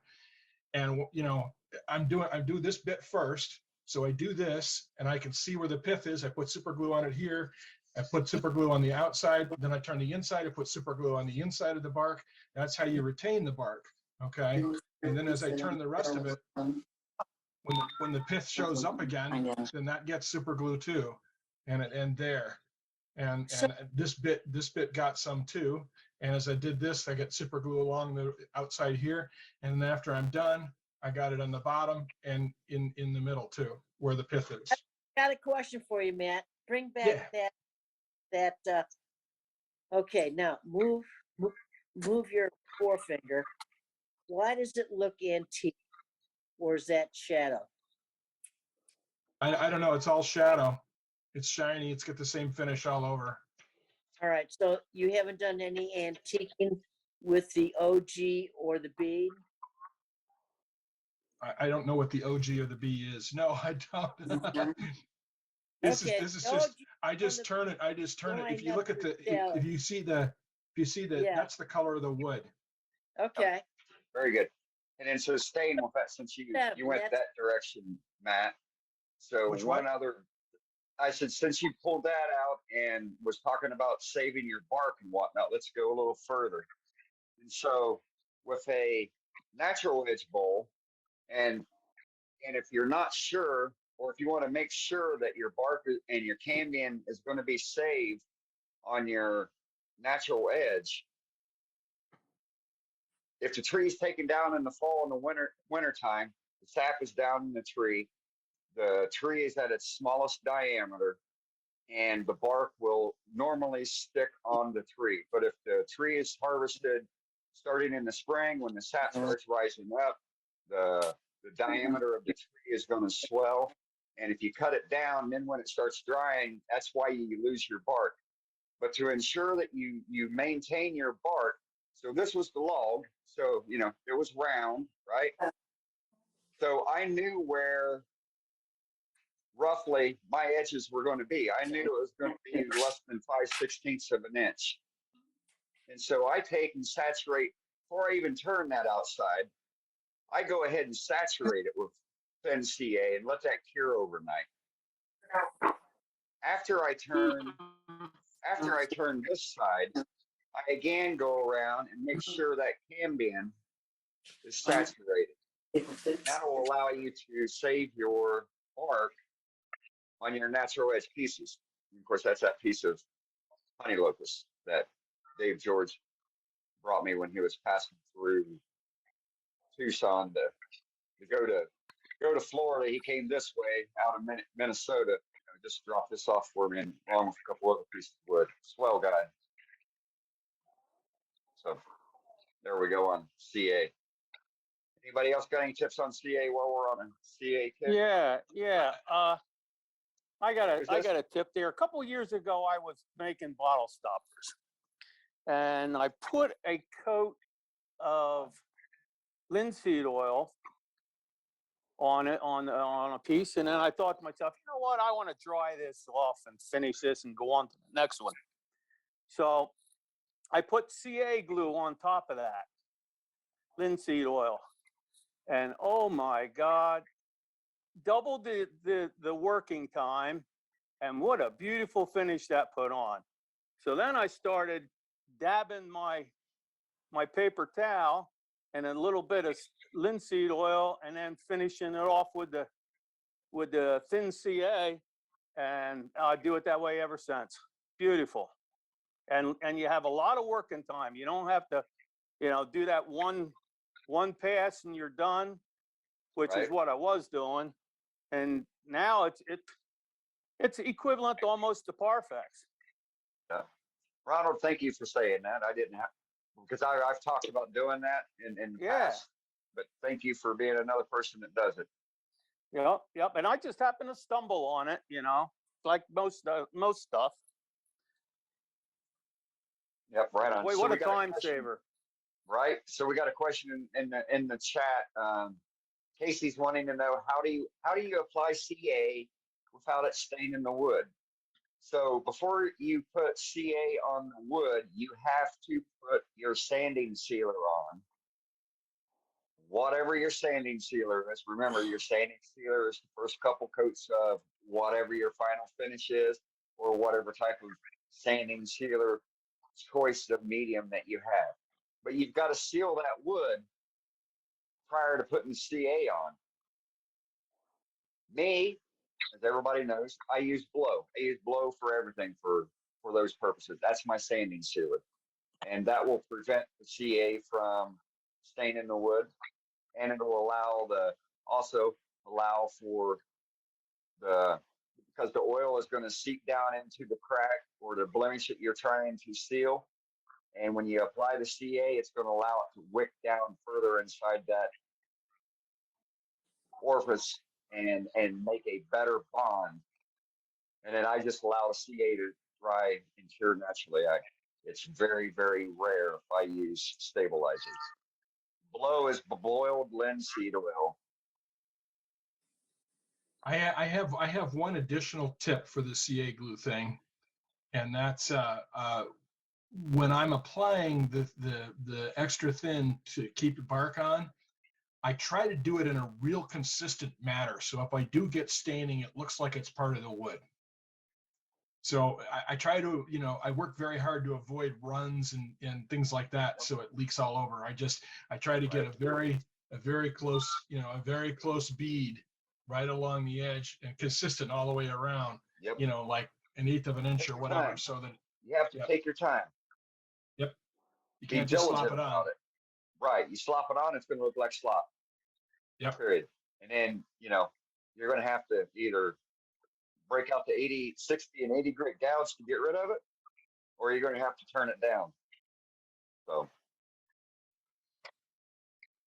All right. And one more thing with the CA glue, if you're going to do a CA finish, then who cares if it stains the wood? Because when you put the CA finish on, it's all the same color anyway. Exactly. Yep. That's another good point, Doug. Thank you, Professor. Good to see you tonight, buddy. Hey, if you got a minute, I'll show you something funny that I got for my birthday. Yeah, sure. We got you. Oh, you ordered one of them shirts from one of our African friends? No, my mother-in-law got me this, probably off of Amazon. Oh, okay. Got it. Sure. Sorry, Sue, I couldn't see it. That's my second one tonight. I'll stop, I promise. Can you see me? All right. No, let me get you highlighted. I like it. All right. I could totally see you saying that, Doug. Education is important, but wood turning is importanter. Tell me this, have you used Importaner in real life? Absolutely. It's more better than saying it the other way. And especially when you follow it up with more better. Yes. Yes, yes. That's a good adjective, right? More better. More better. No, Absolutely. no, that's yeah. Almost No, like it's an adverb. bestest. That's an adverb. You're describing a bird, so Bestest, that's another great way. yeah, I it's a don't good want to thing just you're a be history best. I want teacher. to because I want to be more better than good. Right. It's a good thing you're a history teacher. Yeah, because English And doesn't not matter. English. That's right. But I tell the kids that every time they make fun of my spelling. I am not your English teacher. I'm Right. showing you the historical way of spelling the word. Right. That's sort of like saying gooderer.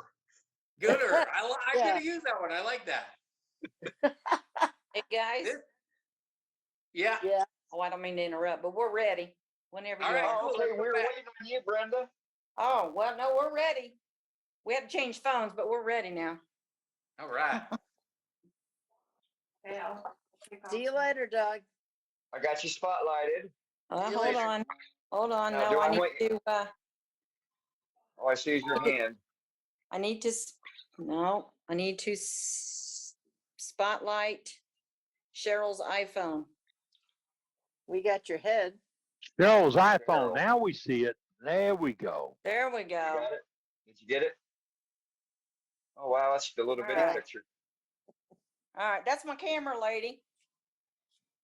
Hi, Cheryl. Gotta turn the phone around. Cheryl, Yeah, hi, you're muted, Cheryl. Hey, Kimberly. Take the mute button off, Cheryl. You. Okay. There we go. Got it. Unmuted. We'll be talking to you, so welcome to our madness. Yeah, this is my sister-in-law from Florida. She's up here visiting and helping me out tonight. Yay. So, is that too much light? Nope. Okay, so, all right, real quick. So everybody, like with any other demo, please keep your questions and comments till the end of the demo. We don't want to have any of the any chatter going on about, I would do it like this, or we should be doing it this way. Let's keep that out of the conversation, and we got good questions and comments for after the demo. We'll have them then. Okay. Wonderful. Brenda, I am going to mute everybody, and so you and Cheryl need to unmute yourselves. Okay. Oh. Okay. So unmute yourselves. Yay. All right, can you hear me now? Yep. Perfect. Perfect. Thank you. Yay. All right then. Gotcha. Sorry about that. It's okay. All right. I can't hear myself. All right, so tonight we are going to make a Penn State ice cream paddle kit. Okay. So the instructions say we're going to start with a 1.5-inch block over here. Okay. I happen to have a 2-inch block. Instructions say 1.5 inches, but I like mine a little bit bigger. Okay. We're going to use a 10mm drill bit. We found the centers of the block. Okay. I'm going to drill instructions say a 2-inch hole. All you got to have is enough for the end of the paddle to go down into. So I've marked off tape line for how far down we got to drill. Okay. So I'm going to drill the hole. Okay. Okay. Okay.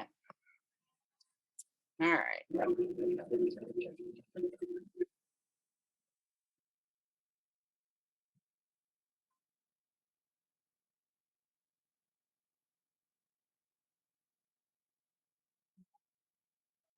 Just like that. All Very right. good. Notice Now we're gonna you use move the this slice there instead of from trying the to hold it side. with your hands. And put that in there because to see if it fits, right? And then I'm going to circle around with pencil, mark it off. Okay. Okay. That's what we're going to turn down to. Okay. So now we're ready to go over to the lathe. And Hey, Brenda, by any chance, do you have a paddle out there to show what you're making? Didn't hear that. Speak again. Brenda, do you have a paddle to show what you're going to make, what it is? You have out a there? paddle? I didn't get one out, sorry. Oh, okay. Oh, no worries. No worries.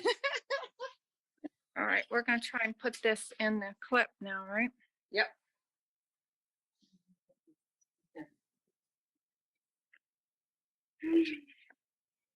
All right. So I'm going to use a spur drive on the one end.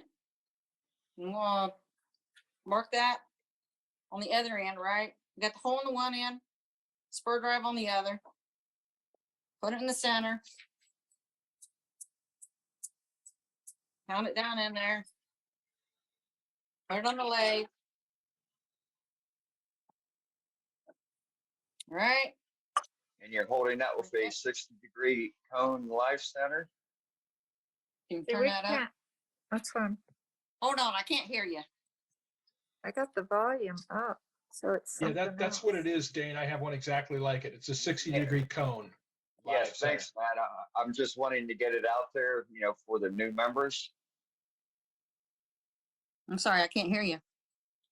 No, I was just wanting to verify, in which we know it's a 60-degree live cone center, but can you explain the reason why you drill the hole first and then use your cone center to go into the hole before you turn it instead of turning the handle and then drilling it?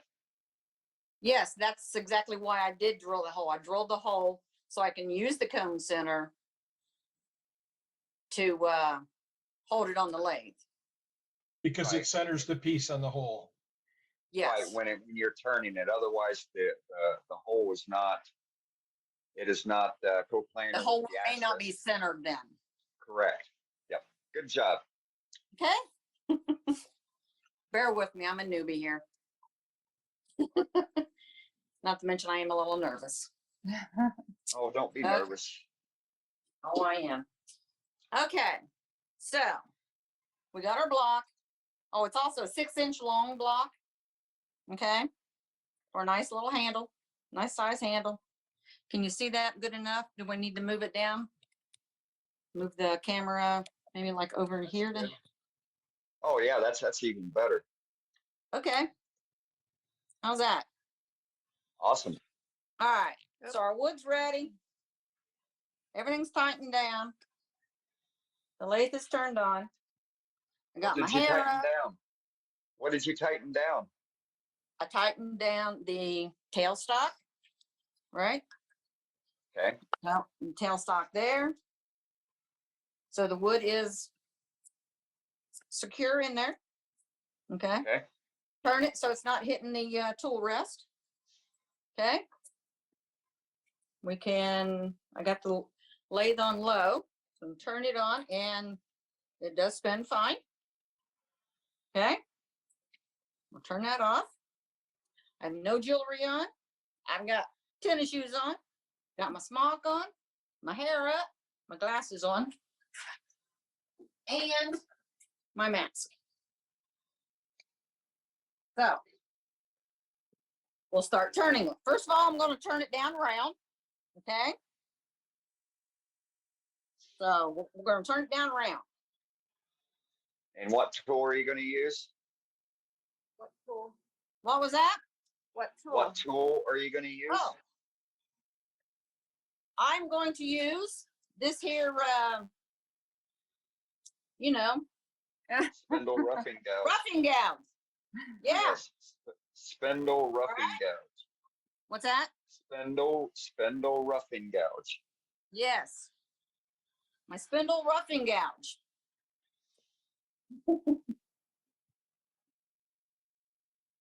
And I'm going to turn the lathe up to about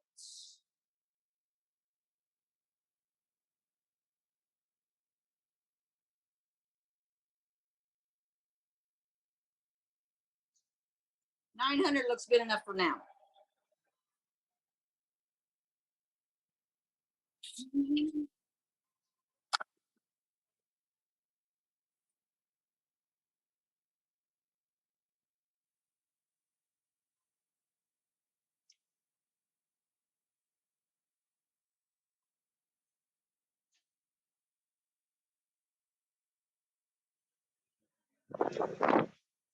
And my tool rest is a little low. I'll bring tool rest up. So I'm cutting at center.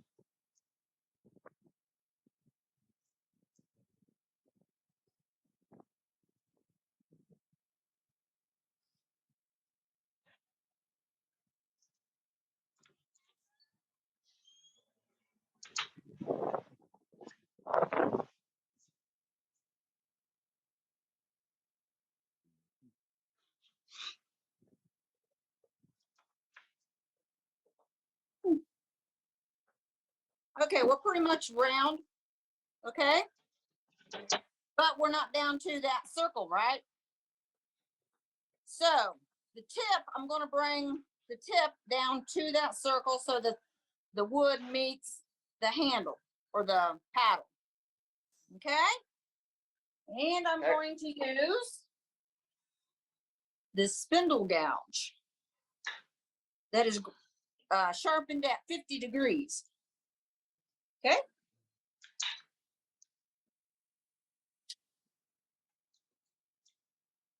And I'm gonna turn it up to 1200.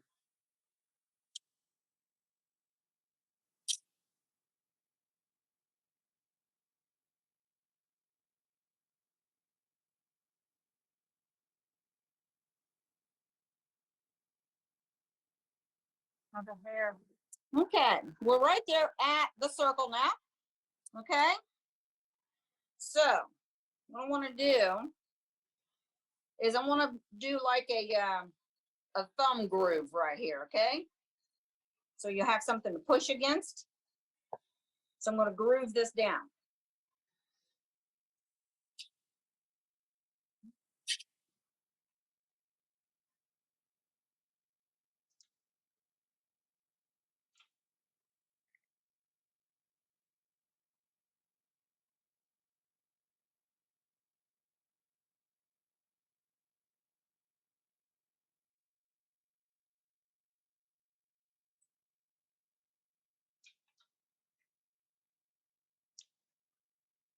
Something kind of like that.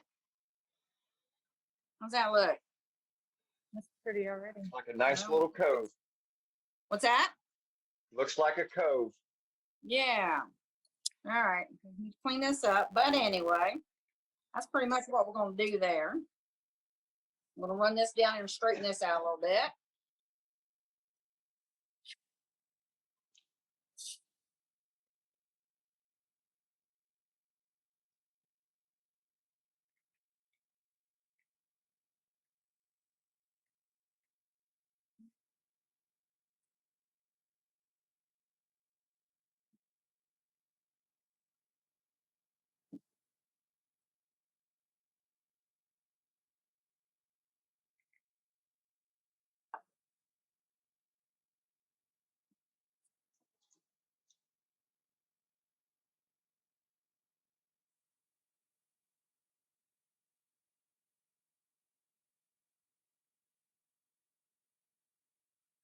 All right, I'm not getting a very smooth cut there, but okay. So anyway, I think I want this a little wider too.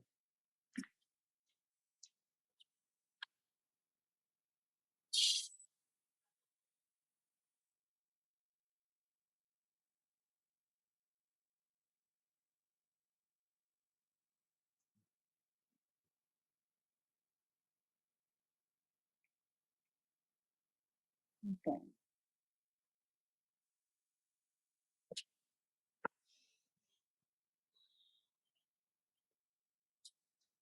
All right, you guys know this tool here that you don't like me using? I'm gonna get a nicer cut on this. Well, you're So- fine as long as you're doing spindle work with it. What's that? It's okay if you're doing spindle work with it. Okay. Anyway, I'm gonna get a nicer cut on this, so I'm gonna use this one. You wanna use with your pad? Huh? Tablet?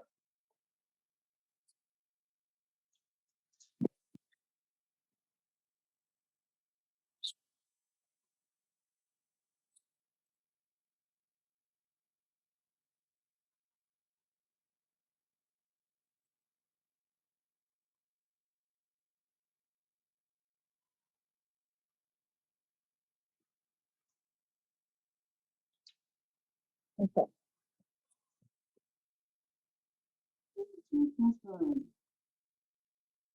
All right. This is gonna be the end of the yeah. The end of the ice cream scoop. So we're gonna make an end here, an end point. And I like mine for some reason. I just like them to a nice flat end on them. That way they stand up, just because they look cool that way.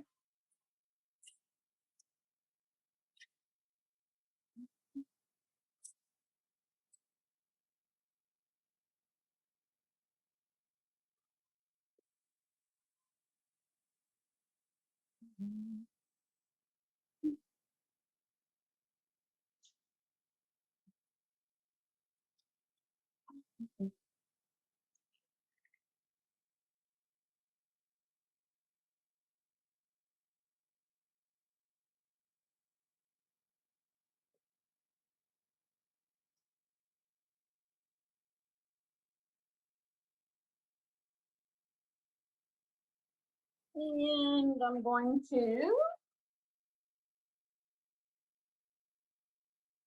round it off just a little bit. Actually, I'm going to put a little bead there, I think.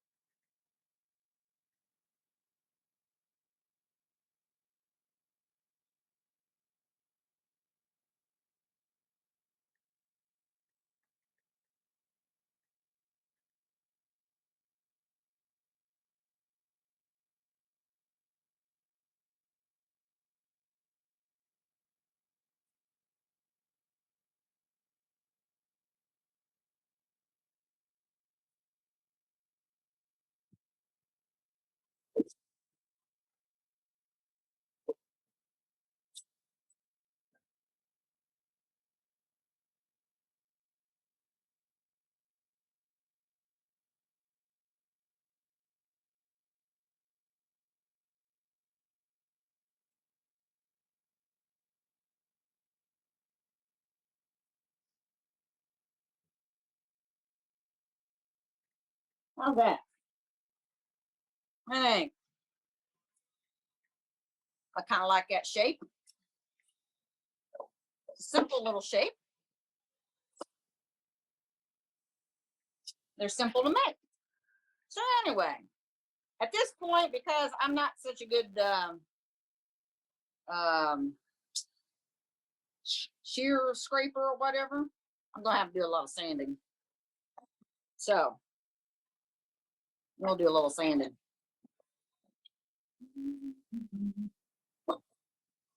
No worries.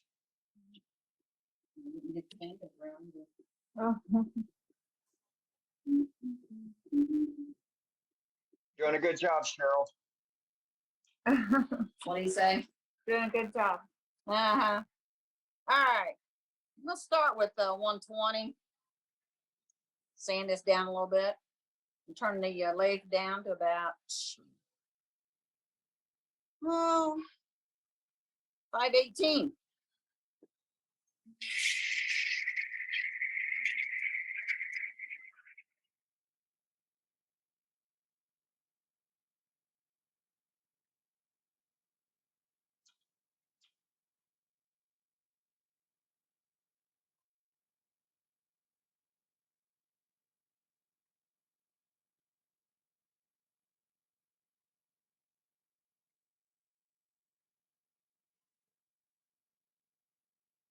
You can go to 180.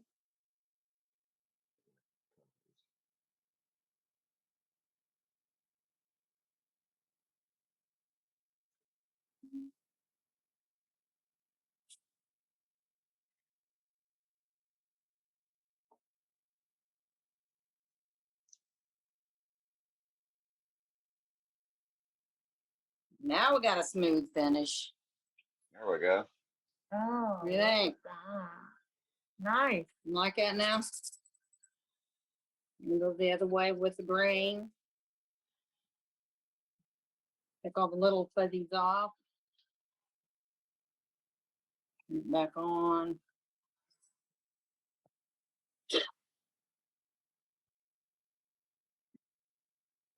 All right. How's that? Look good, guys? Yeah. All right. So at this point, it's good enough for a finish. Do that.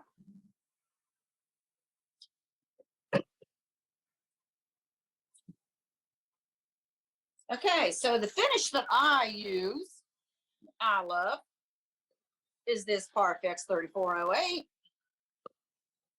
Yeah. Yeah, boy. What's that? Yeah, boy. Yeah. Let me get a mat. Wipe on, wipe off. I even think Mr. Soleil is on tonight. What's that? I think Mr. Soleil is on tonight. Oh, I'm yeah. here. Yes. I did Yep, see him come Mark's in. on. Mark is on. Yes. All right. So we are going to turn the lathe down as low as it will go. And on setting 2 on mine, as low as it will go is 324. Okay. So we're going to take the Parfex. I don't know if you can see this with mom in the way, but I'm just going to drip this on the top. What are you using? Napkin, toilet paper, Paper towel. paper towel. What kind of paper Okay. towel? What's that? What kind of paper towel? Oh, Dane. It's a paper towel. The cheapest I can buy. Okay. I'm just showing that it And I doesn't gotta matter fold what kind it of paper down. towel. To about, I don't know, it's 8 layers probably. And I will still get it on my fingers. So we're just gonna pour it on there.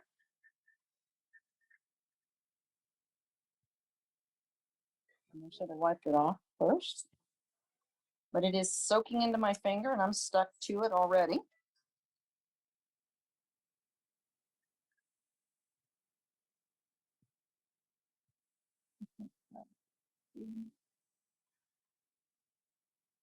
Peel it off my finger.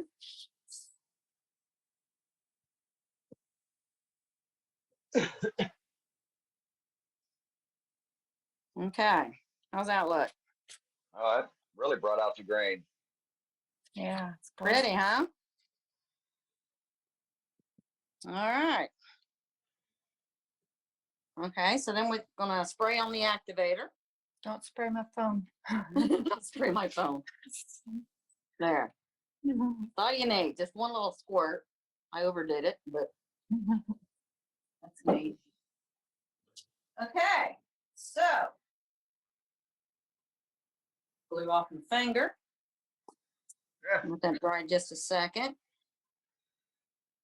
Then we will cut it off. And for that, I think we will use a little saw.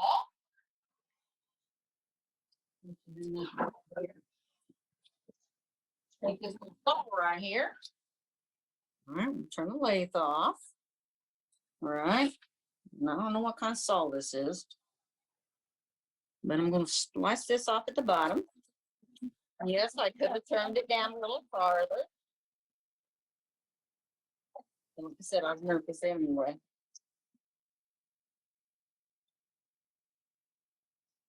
And there's probably a better way of doing all this, but this is the way I do it.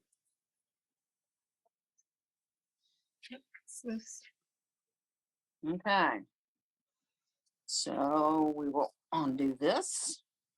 Better to be safe than having the piece flying off because you cut too much. So Yeah, nothing wrong yeah. with that. All right, let me move the phone back a little bit because I got to crank this out.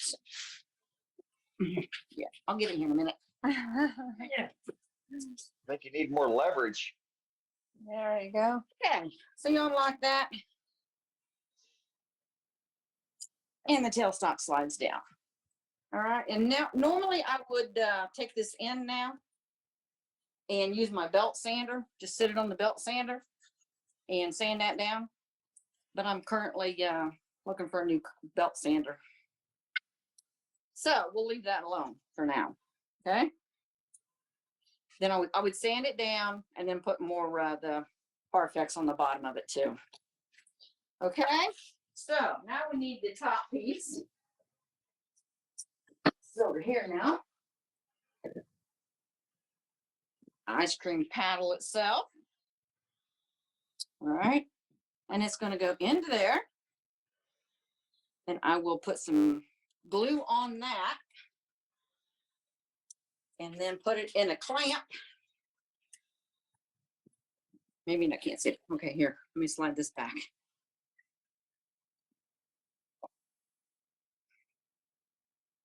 Let's put it right here. All right.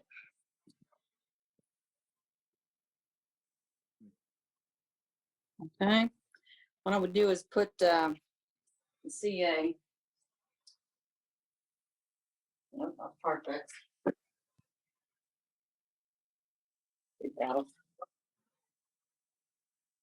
Okay. I'm gonna put the glue down inside a little bit. Just a little bit around the rim here. Right. Put this piece in here. Turn it around a little bit. Spread the glue out. Ooh, I like that little piece right there. So we're gonna put that in the front. And then we're gonna put this in the clamp. Not too tight, because it is possible to bend this paddle. But, okay. All right, now we need another activator. Right, a little activator on there. And that should be done. We'll leave this sit in here for a little bit, but there's your ice cream paddle. Outstanding. That thing will scoop some ice cream. Yes, and I'll tell you what, these kits, which are no longer available at Penn State, you can get similar ones at different places, but they're almost sharp. So I don't care how hard your ice cream is, it's going to cut through it. And the first time you use it, be careful, because when you're used to, really digging into the ice cream, Yeah. this thing is going to go through there a lot faster, and you're going to have your ice cream in the floor. Outstanding. Promise. And you find them to be a pretty good seller at the craft market too, huh? In my area, I sell these. I can't keep enough of them. Right. I sell them for $20 a piece. I could not sell them for $25. Found your price point, so what the market will bear. Yeah. That's it, exactly. Yep. And 1 year at the craft show, I had 3 ladies come in. 2 of them bought 2. The next one bought 2. And the next one only took 1 because that's all I had left. Yeah. Right. So. Okay. So I'm going to try and cover the questions that pop through, and if I forget any and I don't answer your questions, folks, please just chime in. So we had a question about how deep was the hole drilled that's needed to accept the paddle into the wood. Well, was that 1.5 inches? That's what you marked, right? I didn't measure it because I went by the paddle itself. Right. I measured it, marked on the drill bit how deep it's going to have to go. Went just a little bit farther than that, put the tape on there, and that's what I drilled down to. Okay. But probably approximately 1.5 inches. Could be. Okay. Yeah. Yeah. Okay. Well, And and then that's what- another reason I use the cap too to do that with, or the paddle, is because when you put the cap on the top of it, right, and you draw that circle, it also tells you how far down Right. to turn to match that. Yeah.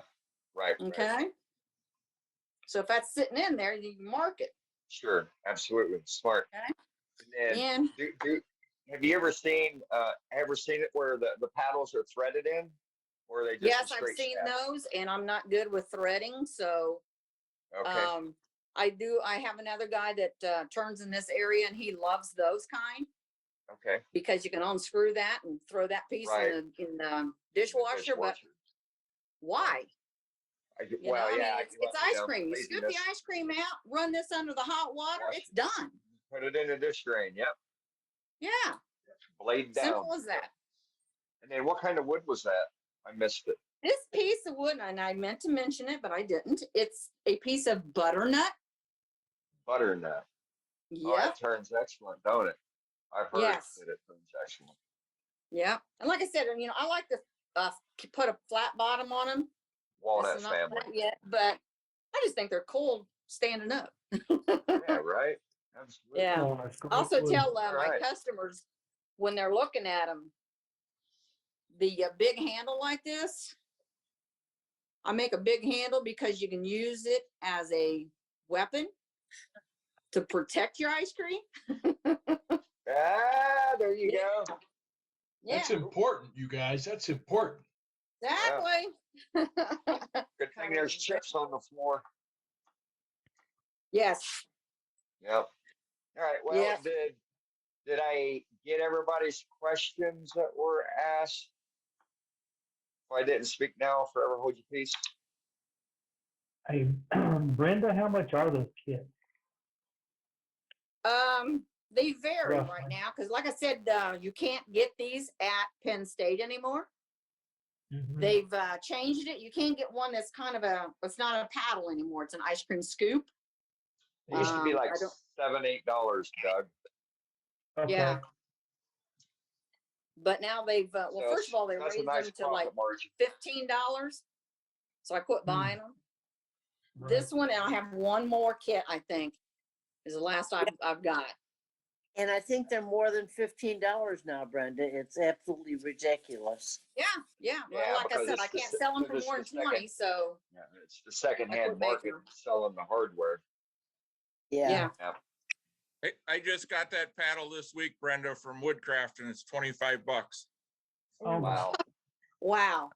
Okay. Well, like I said, I won't be selling no more of them. But I'm getting 40 for them, so I can still afford that. Yeah. Yeah. I when I first made them, I first put $25 on them. Couldn't sell any of them. Come down to 20, and now I can't keep enough of them. Right. Yep. So, yeah. It could be when Gotta sell based on the market. yeah. Yeah. It could be when they realize that they can't find them at 20, they're willing to pay more. That could be. And I'm selling in a high traffic area that's all tourists, so that's another reason I'm getting Big difference there too. Right. Yeah, Yeah. you got a different market. I'm Yep. familiar with what Brenda's market is up there. yeah. Good I just have demo. another thought. Good Is demo. Brenda. Yeah, Is that paddle very good. chrome plated? If What's they that? don't, sell Is the they paddle don't- chrome plating? plated? What's the plating on the paddle? Is it chrome? Let me see. Analyzed nickel? Or is it polished? Well, let's see what this one says.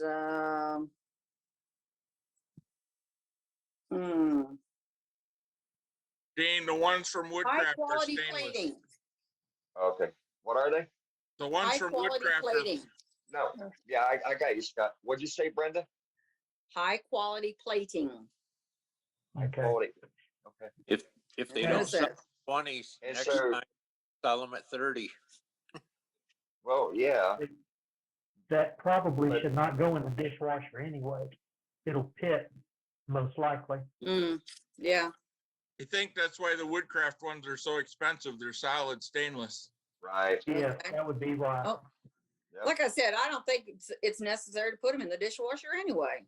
I know, right? I mean, how much effort is it to run hot water over it, wipe it off the sponge, and run Exactly. it, you know, Well, you don't 30 even have to seconds? wipe it off. All you're doing is washing this part here is the only part getting Yeah. dirty Yeah, anyway. amen.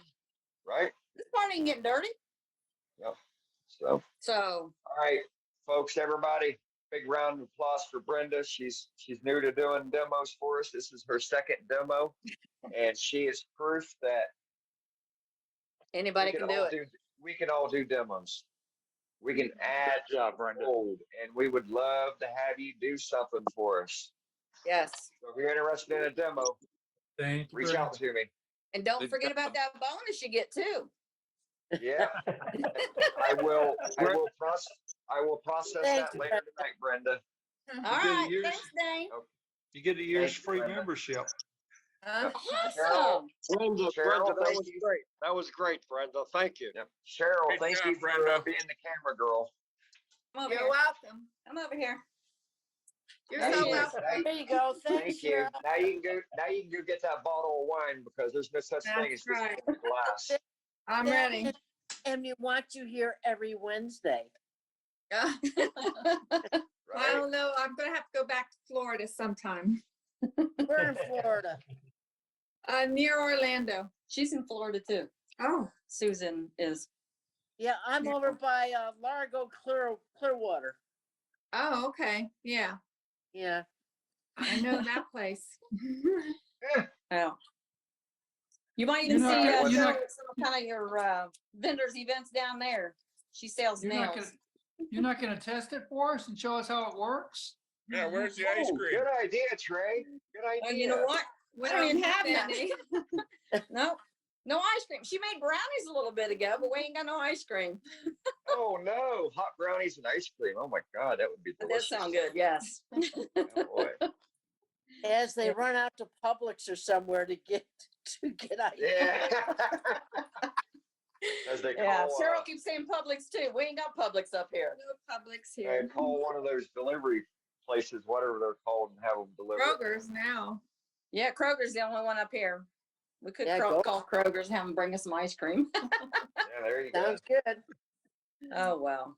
Hook it up. And All let right, me throw ladies. in that was a great job, Brenda. And we've had a couple of members jump in on chat and post a couple of links to find stainless steel ice cream scoops. Oh, Bob good. Grinstead threw it on there on Etsy.com. We've had a couple others up on chat. That's why Donald Masterson says save the chat. That's where the Yes. details are. Great. Thank you, Brenda. All right, Really great good. You're job, welcome. girls. Well, I'm Brenda, gonna thank you sign so off much and go for back doing in the demo. house. Okay, we'll look for you to come back on. So All right. Thanks, guys. Okay. And You're welcome. Dane's invite to do a demonstration applies to every single member everywhere, anytime. There are ways to do it. You can do it with just a cell phone. I mean, we've had some fantastic demonstrations by cell phones, and or computer up and do the whole routine. If you teach, you'll understand it. And if you've got a technique, we'd like to see it. That's what we do here. Next week's meeting will be Scott Hampton will be doing a demo. Scott doing a Hampton. candy dish. A candy dish. Yes. We didn't the have ice wonderful cream tonight. candy dishes. Oh, you're going to have candy next week, Scott? I'm sure Scott will. All right. As long as we have, Oh yeah, and he lots of said- candy. I got Denny Hershey said he's gonna- Kisses right here. he's going to Hold on, set it on Scott. fire, folks. We'll be smoking next week. All right. And we do What do you got, gallery Scott? every Show week it while again, we Scott. gather. We do gallery. Say what? Show it again. Show it again, Scott. Oh, I've got Hershey Kisses right here. See? All ready for Yeah, the yeah. candy dish. See? Can't see. Okay, now we can see. Okay, right on, right on. A little prelude. We have to wait for the bowl. Yep. All right. We do gallery each week during our meetings. And that is where you, our members, feel free to show us anything and everything you've ever made that you think we would love to see. And we do want to see it. We really do. We're going to ask you what kind of wood it is, what kind of finish to have on it, how'd you hold it, and all those other technical questions that nosy wood turners will ask about the work you do. And that's why we gather, so you can share that. Now, I'm sure we have somebody in for gallery tonight, Gallery Masters Dane. And who you got in the bullpen, sir? Well, we've got an old restaurant chain coming up here. If he's still on, Howard Johnson, you're in there twice. Hopefully I picked the right one.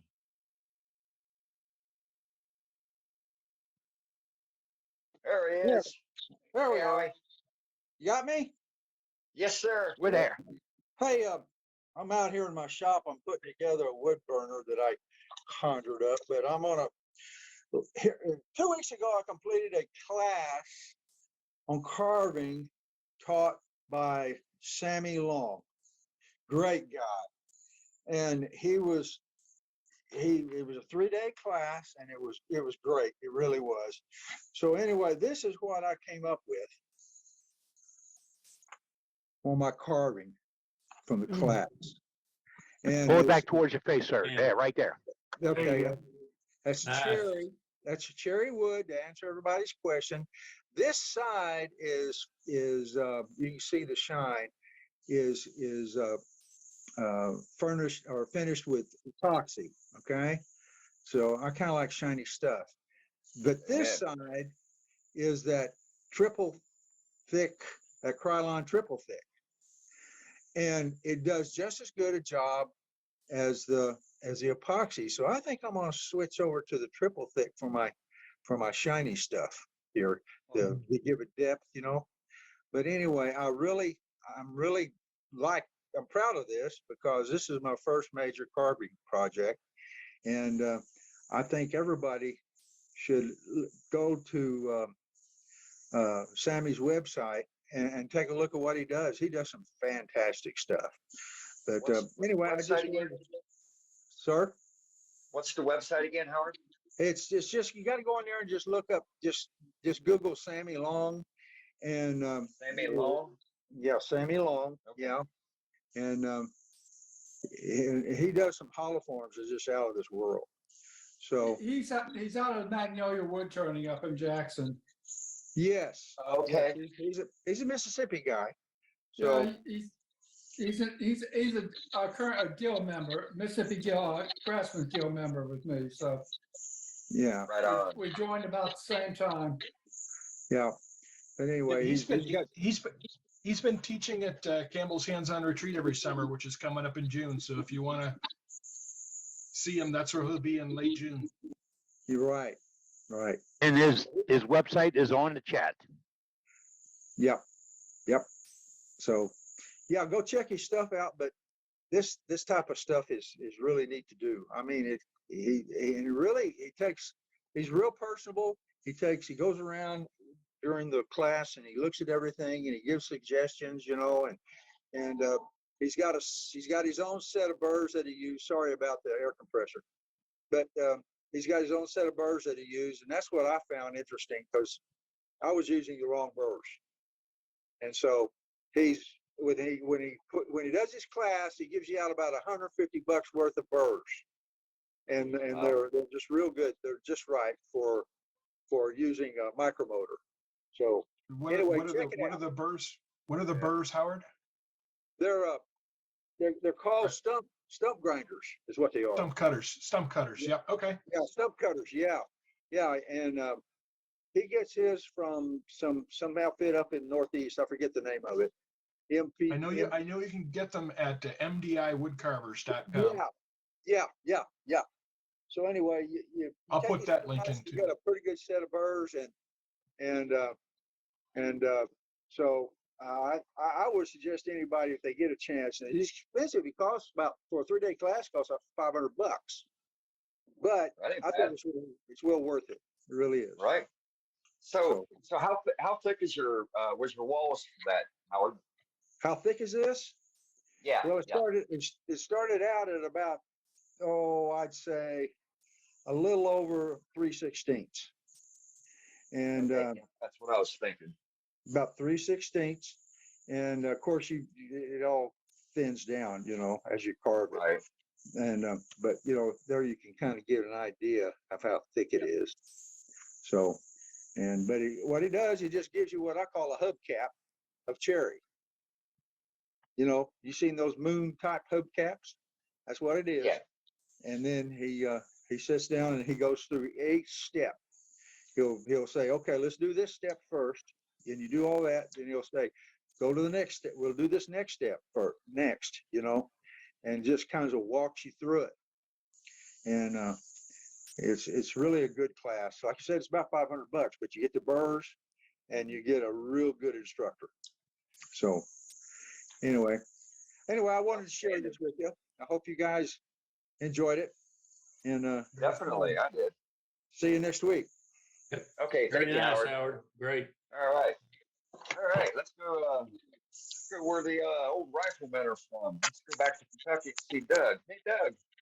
Hey guys, a couple of things. One, staying on the kit theme. Here we go. There we go. Seam ripper. Well, there we go. Get it on the light background. You got it. One of the things I've had in the shop that has gone and seemed to have gone well are seam rippers. And these are pretty nice. It's a little longer handle. I make it thick so this does not flip around, but I do put a piece of plastic tube over the end of that. Turns out that the airline for aquariums is the perfect size to flip over this and cover it all up. So I'll cut it about a 1/2 inch longer than I need, just a little extra. This particular one is chestnut, wormy chestnut. Not a lot of this left. That hole goes all the way through. Y'all, I wish I could get it where you could see all the way through, but it does go all the way through. Then You can see the I had light a through it. guy, had a fella not long ago. He brought me some cherry, which that was awfully nice.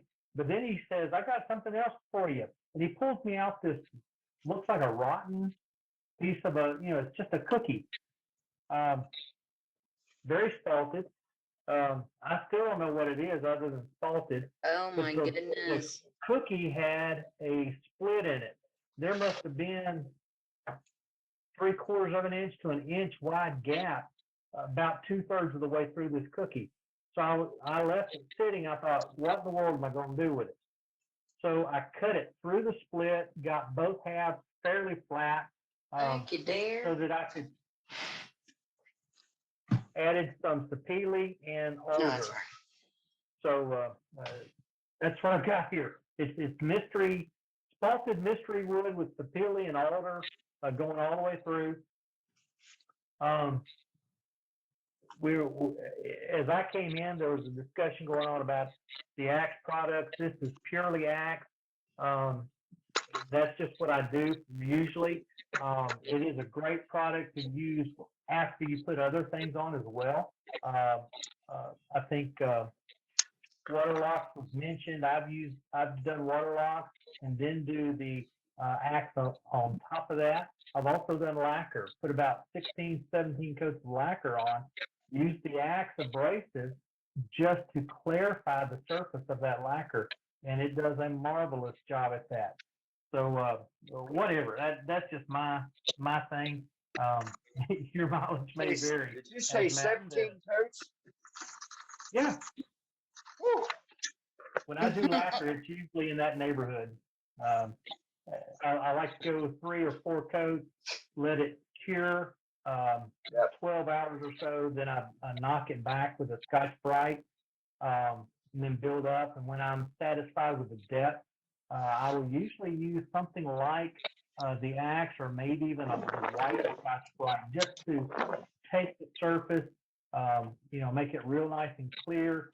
And then I'll just one quick coat and polish it.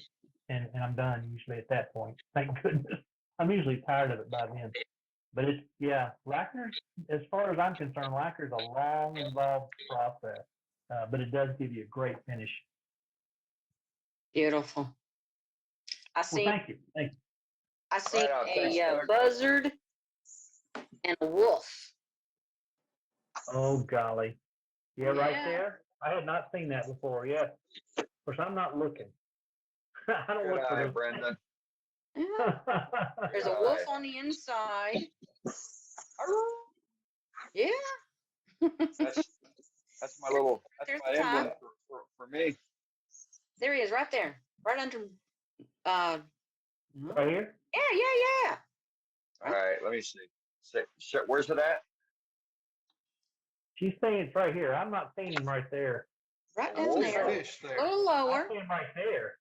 I see some stegosauruses. Brenda, lay There's a off whole the pack hoop. of wolves right There on there. the That looks left-hand like a side. cat. I see some stags. I see an Tip old back fish up now there. so we can well, see I the see- outside. I see a blue tick hound dog there on the right-hand side, but wait. There he is. See the I see a buzzard right face there. on that one. Yep, I'm Yeah, gonna I go. see that. See I the see the buzzard? Yeah. face. Nose, Yeah, mouth. it looks like a face to me too. Yep. Oh, and there's I a think back. you all Stripes been on that sniff- side. I think you There's all been another back. sniffing too much finish. Like a bird Yeah, there. yeah. A There's penguin. an I'm gonna argyle. go along with Kate Bowger, who says it's salted birch. Yep, Yeah. I agree. I bet we can find That's what we something else in it if you can turn it upside down too. We'll find Where's something. West Virginia? West I Virginia. see an Ediosaurus in there. No, that's a fish. Yeah. Turn about Oh, and 45 then there's a degrees bunny. and see a Then stripe there was in a it. bunny. Oh, there's a possum head right there. Yeah. By the- Yes, by I the see it. Healy. Yep. Racing Looking at the bottom of the bowl. Yep. Yeah, remind me never to show some spalted work on here. Yeah, I don't, you know, Yeah, we'll do that, Matt. Yeah. You know and you know you'll have spalted stuff next week. I love that. What are you gonna do? Favorite kinds of wood. Love it. Yeah, exactly. I mean, it's wood art. You know, That was a great save, actually. That was Yeah, very, very nice, Doug. Where do you buy Yeah. your seam ripper kits from? Do you get them as kits? I get just this part. I don't buy the whole kit. Gotcha. Goes at them. The kit has a metal piece that goes inside, so that you can flip these things, and they are so fiddly. I just don't bother. Really? And my customers don't seem to care. They'll use that plastic piece and then drop it in their purse, and they're happy. Yeah. So where do you get those bits then? Wood turning, Okay. Thank you. yeah, out of Indianapolis. Hey, Doug, there's a question. Somebody's asking how you get your name on your button, and I'm not sure what he's referring to.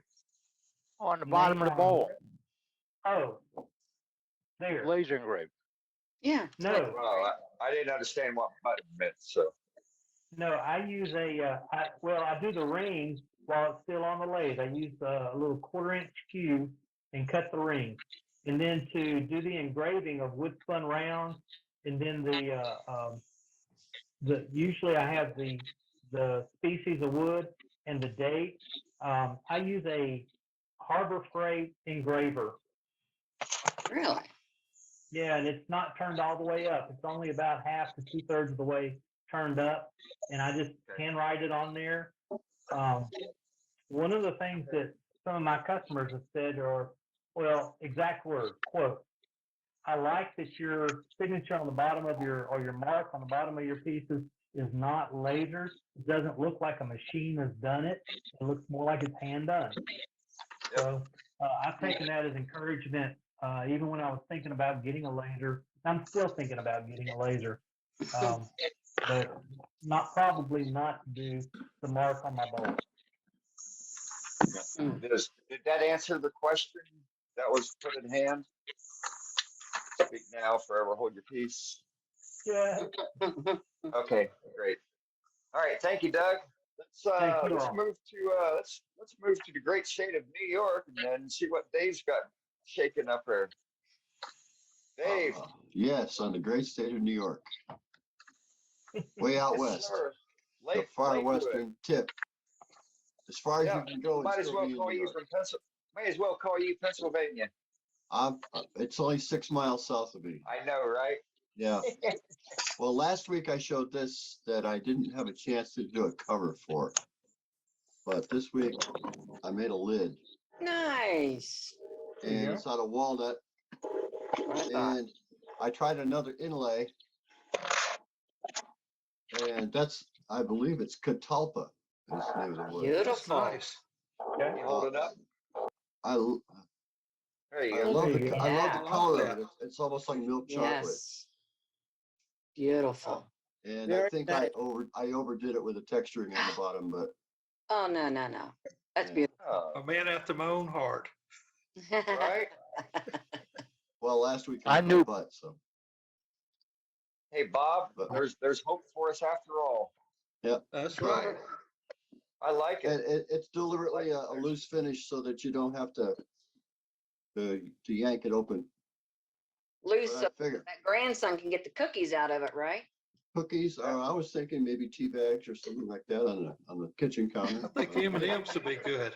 You never know. Yes, M&Ms, Yeah. Hershey's Kisses. There you go. Nice job. That's about it for this week. Okay, great. Thanks, Nice- Dave. Nice job. All right. Well, speaking of Bob, let's go see what the madman in North Carolina birdhouse Bob has got for us. Okay.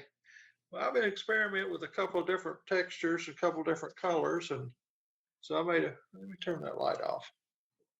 Is that better? Oh Made my- this out of a piece of oak, Mm. and That's it beautiful. turned out Iridescent? okay. It's sort of a green color. It was I put a gold on it, and the gold in the Josiah paint is really gold. Yeah. So I covered it with green, turquoise and green. Mm. And then I tried this one. I don't know about this one or not, but that's sort of That's just kind of something pretty. sort of. What's sort it of look like random. with the light? Can you turn the light on? See what it looks like with the light? Oh, yeah, too bright. How's that? Oh, that's better. Wow. Yeah, I like the texturing on both of them. I Yeah. really like that one. Well, Yeah, it thank looks you. like ancient runes. Yeah. And Yeah, right. Yeah, it does. this is one I showed before a couple weeks Bob, ago, and you're I a didn't beast. like it because it was just sort of blah. And so I took Doug Miller's advice and I colored it. Oh, I like it a beautiful. lot better now. Wow. It was just all the ambrosia maple, and it just sort of didn't make it with me. Yeah. And so Doug said, "So I'm going to try. You go ahead and try coloring it," and I did, and I like it now. Beautiful. So see, Doug, some people listen to you once in a while. I don't know why. It does look good though. Thank you. Good job there, Bob. Thank you. Nice. All right, let's see. Howard King is up next, and he's got a weird. There he is. Hey, Howie. Oh my. Can you hear me now? How you doing, sir? Yes, sir. I'm doing great. How y'all doing? We're doing good. I think. Good. Yeah, I We're really gonna be liked doing that better demo a after we while see ago. this. I really liked that demo a while ago. Thanks, This is Howard. well, I don't know. Can y'all see that? Anyway, Yeah. it's a, For your That's so finial. big. it's a Careful for your finial. elevated vase, and it's Yeah. this part here is made out of sweet gum, and it was just a small tree, Okay. and Oh my. it was like this, with the Nice. roots coming out. So I just cut it off. Well, I had to cut it anyway. It was in the way, so I hollowed it out, and Wow. I'm Oh, sure yeah, glad I it's showed solid. my piece before you showed yours. That's pretty. I like That that. piece it's completely hollowed out, right? Yeah, I don't know. Hello, are you in there? Yeah, he's Okay. in there. But this Yeah. part is maple. This is a separate part from this part, and it's maple, and it's been dyed. And well, you can tell Nice. that's Right. the bottom. And, That's a really pretty Yeah. piece. How'd you get So, that Yeah, color? it's- and it's supposed to represent a fire. So yeah, you got yeah, the it smoke does. here and the flames coming up. That's what it's kind of, well, Do you- kind Looks of. good to me. Did you paint that Nailed it. on there? Yeah, this is the Faber-Castell India ink. Yeah. It's Oh, Scarlet okay. Red, I think. Scarlet Pretty. Red is the name of it, Yeah. and that's what that is. And this down here was burned in. That was burned. Okay. I don't know if you can tell or not, but and then the finial. It looked like it was dyed. So Pardon? yeah, it looked like it was dyed, not burned. Oh, really? Huh. Yeah, But yeah, I don't that's know great. if you see it's with a 1.5 millimeter ball point on it. So finial is maple, and same thing. This was colored with the India ink, and this was dyed. This part was dyed, That's and beautiful. then You said that was and I sprayed it with pardon? Scarlet Red. Yeah, scarlet red. Yep. Faber-Castell India ink, scarlet red. Thank you. Where do you buy that? Hobby Lobby, or you can go Okay. online and order it. Can through you get the Amazon. individual? Can you get the individual pen scarlet ink? You have to buy the package. No, you can get it individually, and there's a broad tip and a fine tip, and something this big, you got to use a broad tip, and Right. also a broad tip for this also. Mm-hmm. Mm-hmm. How many pens did you go through? How many pens did it take? One of those pens. I do lots of basket illusions, with right, like Indian basket weave, and one pen can just seem like last forever.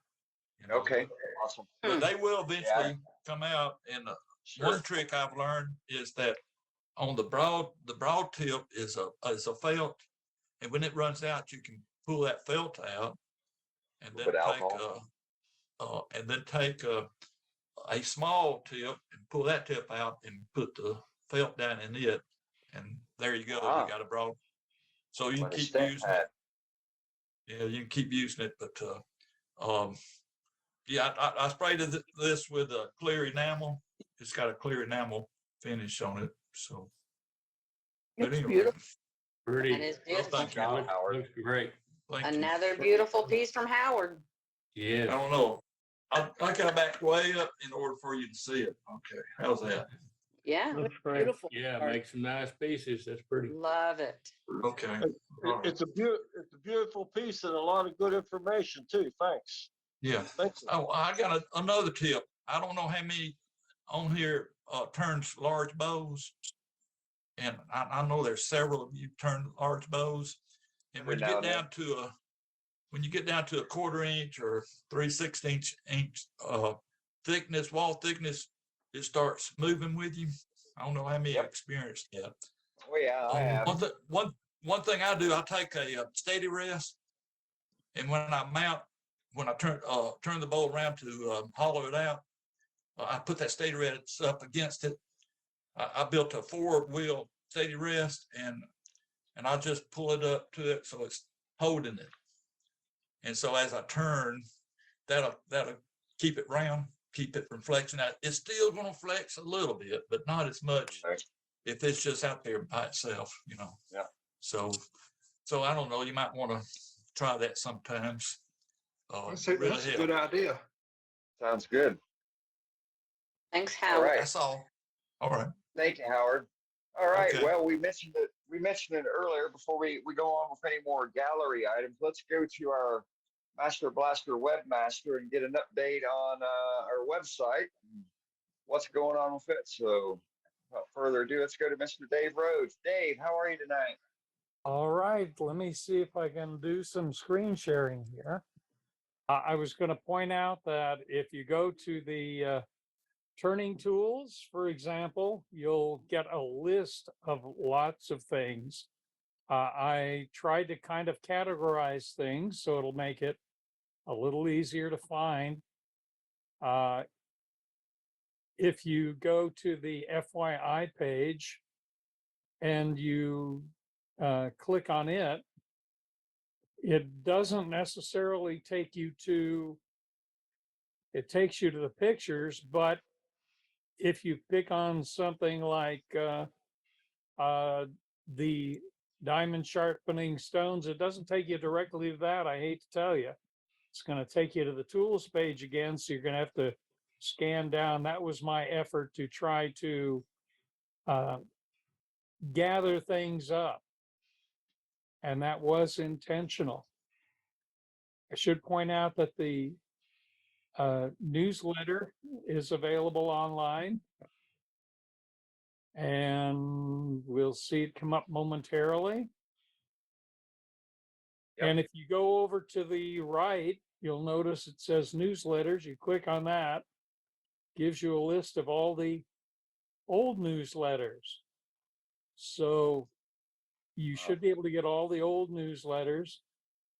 And again, we mentioned the last time that if you want to get the chats and you go to the welcome page, the home page, you can get a hold of all the chats. Thought it would be helpful for you to know a few of those things so that you could navigate around. Also, we've got things from folks like Matt and Bob and Waukeene. So you might want to look at some of these articles. You can also find some templates. Somebody was asking about templates for various things. Whenever somebody puts something out, I try to get up some of the templates of what people might be interested in. If you see anything during the meeting that you want, just like Dane did last week, mention it to me and I'll try to put it up the best I can. One last item. If you're looking for something that a particular presenter did at some time, I tried to put the videos of the demos, these are only the demos, by people so that you can say, oh, I remember that Doug did something and I really want to find it, or I remember Paul did something and I want to see how he did that again. Scott, you can find it under FYI and presenters. And that's about all I'm going to say this week. I just wanted to give everybody a chance to know how to navigate this site a little better. And we did try to put things up. If I miss putting somebody's demo up, I'm sorry, mention it to me and I'll try to find it. I'm trying to be good about getting them all up. Sometimes I forget. It's a lot of information that you maintain there. Unless you have a question about the website. Great effort, Dave. Thank you very much for all your hard work. Yes, great job. Yeah, great job, Dave. Outstanding. All right. Well, with that, let's carry on with our gallery. We got several more folks to spin through here. Let's see. Let's go to back to North Carolina and see Mr. Duxbury. Hey, Jim. Okay. Unmute myself here. We got you. Gotcha. I turned a flash drive. Oh my. Sweet. Makes them kind of interesting. Hmm. They just bust the plastic off of this is the only part with the brains in it. Anyway, lots of fun. And I don't know whether I showed this last week or not. I don't think I did. Yep. Did I show Yeah, it? you did. That's okay. You could show it again. It was cool. Yeah. Just That's enough to keep showing every week. No. I forget what. The first time you show that, I couldn't sleep half the night. Oh no! Sorry about that. Maybe you can sleep. Maybe you can sleep the rest of the night. I was up so long that night trying to figure out how you did that. Okay. I'll tell you, you've got to put that out. I look, see, look where your left finger is and your right finger. Look at that, and how those sides go. My God. Well, yeah, it's fairly precision. I was up for quite a while. Thank you. Don't do that. And similar to Doug, I told you a long time ago, I don't like filling cracks and things. If something cracks, I cut it in half or cut the sides out, put a facial in. This was cut in half. Wow. And this was an experiment, but it kind of reminds me of the old sugar bowls. I don't know, not Mhm. sure I like it or not, but anyway. Beautiful. I would count that as success, Jim. It Yeah. fixes, Definitely. it fixes it real quick. I don't like repairing bowls. But I probably showed some of these too. I made 6 more of these. These are Oh, yeah. with the Cool. ampules in it. Yep. And I started making, I told you I could make things now with this is my offset jig. And instead of having this in the center, I put a tenon on the piece, on the blank that size. It fits in there. Then I can offset this, and I can also index it. This is a 3-center box. Yep. Looks like That a wood works. flask. And innovator. It's awesome. It's really neat. I'll do some more of these. When it's offset and you turn or just make a cut into it, this thing becomes oval. It's kind of interesting, the details you can get out of this. You could do that on rings around here too or something. Anyway, that was just a piece of scrap laying around the shop. That is sweet. And oval lends itself to being to be easy to twist. So I made a pepper mill, which we use a lot. This is also hollowed. And then the top are 5 holes or 6 holes in here. That's salt in there. So this comes off. I'll probably dump it showing this, but anyway. Yeah. Yeah, we see it. So there's salt in there.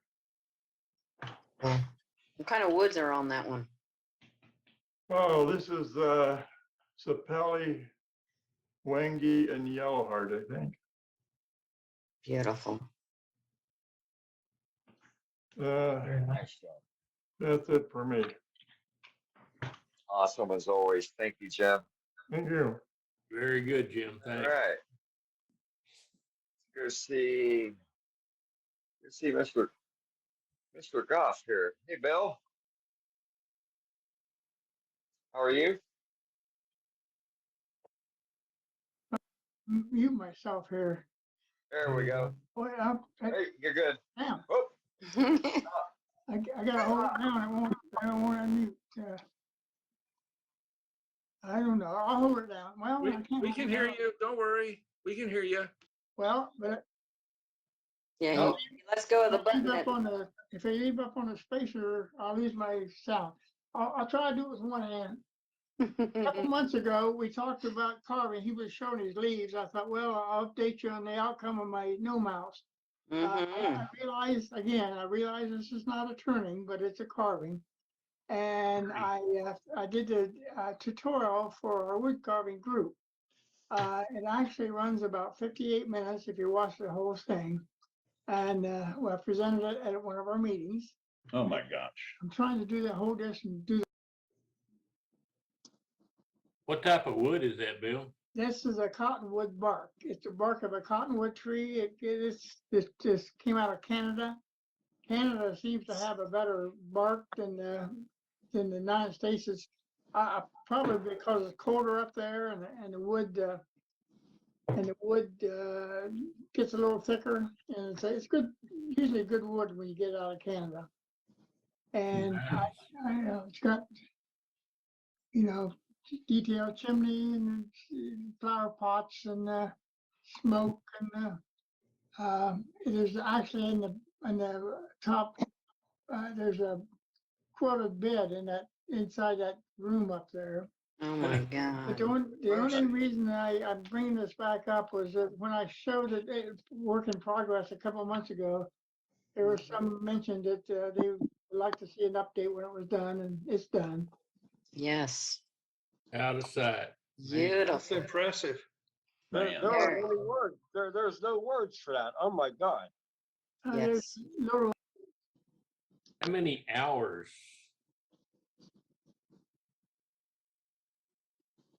it's a little lantern up there. It's little flower pots in the windows and the lantern. And there's a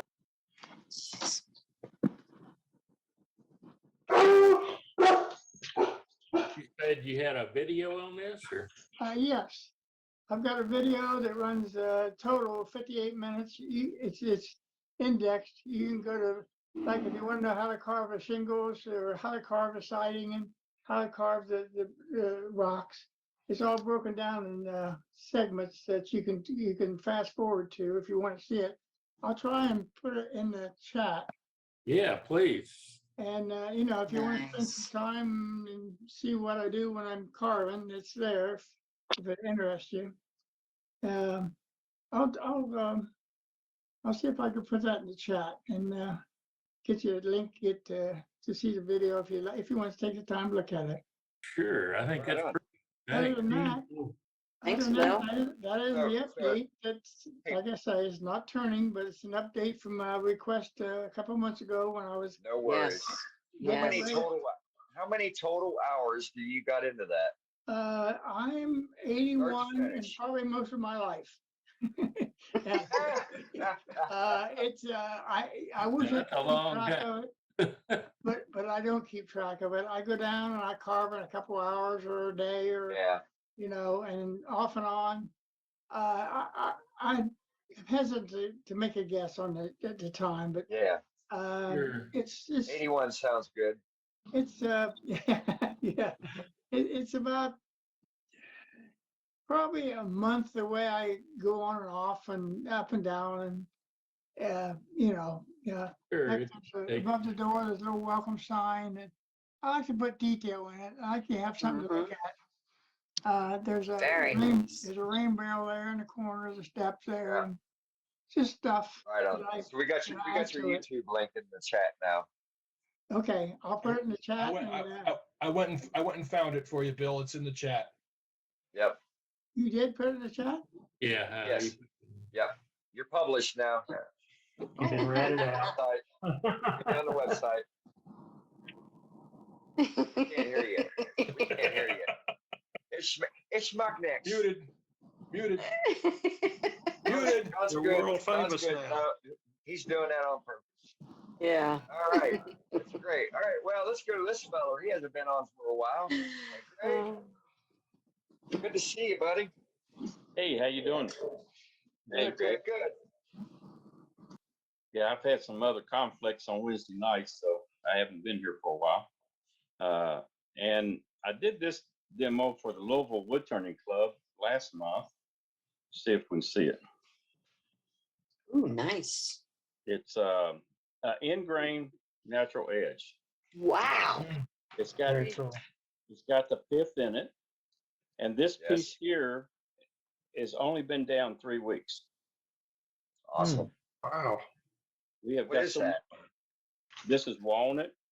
Okay. We've got so much wood down here, it's pathetic. I mean, just what kind do you want? Yeah. I know, right?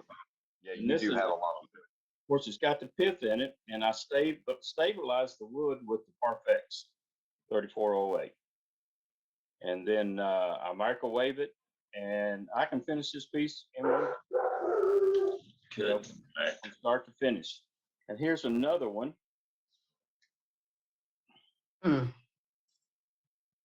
This is end grain. Yep. Man. Nice, nice. I don't know what kind of wood this is. A friend of mine brought it back from Georgia, and he said it was a piece of holly, but it is not holly. No, it's not holly. No, so I'm not sure what it is, but it made a beautiful piece. Now I'm saying the 800 grit, and they're pretty cool. Nice job. Great How'd job. it cut? What it cut like? Oh, what it cut like? It was It's a little hard, but it cut real easy. I mean, Yeah. You know, as long as you go with the grain, and you know, grain direction's everything, especially on Right. you. Yeah, And looks especially sort with grain. It looks sort of like Bradford pear. it's not Bradford pear. No, Not, we got plenty of that here, but it's real. Not creamy enough.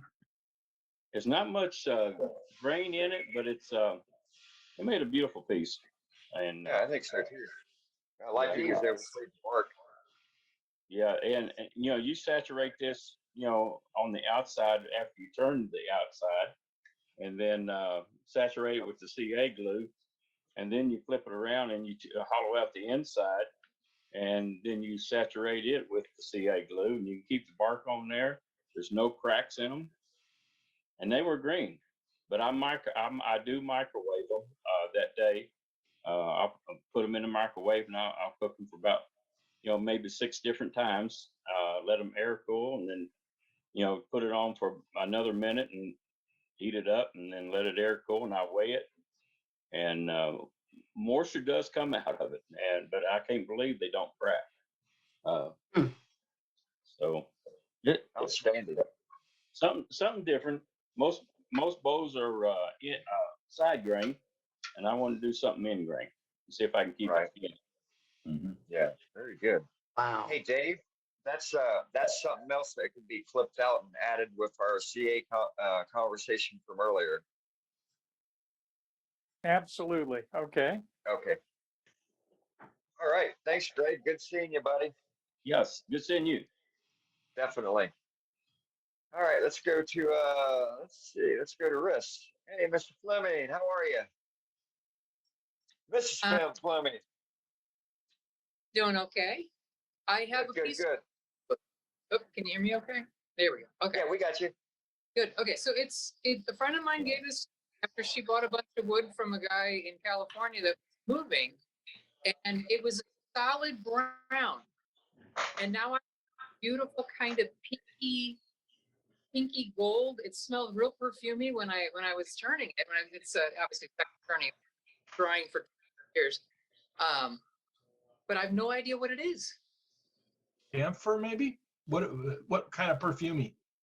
Kind of like I was thinking maybe grapefruit, but it smells like kind of like a fruit floral perfume. The sauce when I was sweeping up, I was like, dang, it smells like somebody wearing perfume in here. But Oh, maybe that's what it is. Maybe it's citrus. Maybe it's grapefruit or something. could be beautiful. Could be. Thank you. Cherry smells like cherry, so you know. Could be grapefruit. But I'm showing it's not done yet. I got to get the tenon off. So I can't say that I've turned any grapefruit out here that smelled like grapefruit. floral. I don't know if it's not grapefruit. It's something. It's some floral that's real perfumey. Huh. Yeah, I haven't noticed any citrusy smell coming from orange or grapefruit wood. And I've turned quite a bit of it out here from my fruit trees, so Okay. could be my nose. What it is. Nice piece. Oh, So it started out as brown and went to the lighter colors. Oh, so when I got it, it had just been drying. So it was unfinished green wood that had just been, and it was a dark brown, like a plain boring brown. And I figured whatever, Yeah. kind of like a walnut almost, like a nut, but it's not walnut. Huh. Not walnut. Interesting. Yeah. Well, if you ever, when you find out what it is, let us know. Will do. All righty. I say just call it pineapple or grapefruit. Pineapple. There we go. Yeah, you just call it whatever. Nobody else is going to know the difference. So, Yeah. right. All right. Let's go to Mr. iPad. Hey, Terry. You were in the queue. You just had to wait for everybody to cycle through. You're muted. Can't hear you, Terry. Now can't see you, Terry. Now we got no video. I'll come back to you, Terry. All right, let's go to our demonstrator tonight. Where is she? Brenda. Oh, you went back to no Band-Aids. There she is. Yep. All right. Remember this bowl from last week? Yeah. Yeah. You see that big spot that was there last week? Nope. Again? I said, you remember that big spot that was on it last week Kind of. from the CA glue? Yeah. Yeah. Yeah. The And overrun. Scott said, start over, turn it down, sand it down. And I did. Yep. So the CA spot is gone. Which, like you said, you know, that's what you'll get if the CA is on there and you've not put the sanding sealer or anything on there. Get that spot like I had last week, and you'll have to turn it down. And then I put sanding sealer on it, and then re-dyed it black, reds. I think the dye turned out a lot better this time too. Yeah, it did. Yeah. Yeah, it looks like a totally different bowl compared to last week. Yeah, looking a lot better now. And it's Yep, got nice one job. coat of oiled linseed oil on it right now. There you go. Yep. Very good. So, and show you another piece that I did. This is my ice cream scoop from my kitchen. Yep. Yep. Very nice. I like that. Yep. I like that shape of that handle. Yep. Everybody usually likes the bigger handles though, but this piece of wood matched what I made for my kitchen. And that's all the wider it was. So anyway. Works out. Yeah. Got a nice little spot for the end of your hand when you're holding it. Yeah. It's that cove. Yeah. Yep. Yep. So that's what I got. Right on. Thank you. All right, let's go back and try Terry again here. Terry, you there? Okay. Yes, I Got hope you. We so. can hear you. I did good. I didn't shoot this thing. So anyway, I'm going to tell you a little story. We had last week at a club, we had a learning turn. We have it once a month. And I kind of like to go along and show tool techniques and grain orientation, basic learning skills. And I like to let people bring things in that they want to do stuff. And we had a guy bring in, wanted to make a spear, which I have never had a real interest in making one. So I've never made many or any. And he had a piece of oak. And I think this thing was petrified. As soon as I touched it, it took the edge off all my tools. But anyway, I was not happy with what happened. So I came home and went back to the 2x4 club and glued up a bunch of 2x4s and started trying to make some spears so I could get some idea how to make one that was kind of really looked like a spear. And after a few attempts, not completely round, but pretty close. And that was the first Perfect one. to Then I made another one and got a little crazy with this one. And I burned it. That's cool. I burned that in. What I did is I went online and got a pattern that's made for sewing to make a cover for a ball like that, and went from there and cut the pattern out of a piece of paper and put it on there the best I could, and kind of went around and did it by hand and did the whole thing. And there's a little mark there, a little point of interest. If you try to buff a ball, make sure you got soft stuff on the floor. Didn't do it. And then I kind of wanted to show you a little bit. When I was going to do it, I went online and I looked at several different videos, and we had a demonstration at the club a while back, and I kind of took the best of everything I could figure. And these are the jigs that I made to turn it back around after I turned the first side. This is just Morris taper cut in it with a cup cut in it for one end. And this has got a 3/4 inch nut glued into it with epoxy. And I just screw it on the live center. and to get the other end, and that's how I turned them for the second turning. After I put them between centers and turned them, and then got them around close and twisted the around back and forth and did it, and come up with a pretty good process. And then I remember Kate Bolden's work with them, and you don't have to worry, I'm never compete with Kate, but I did manage to make some pieces, and as you can hear, they're not round. They don't go on forever like his did, but it was kind of fun and interesting to do. And Nice. Very nice.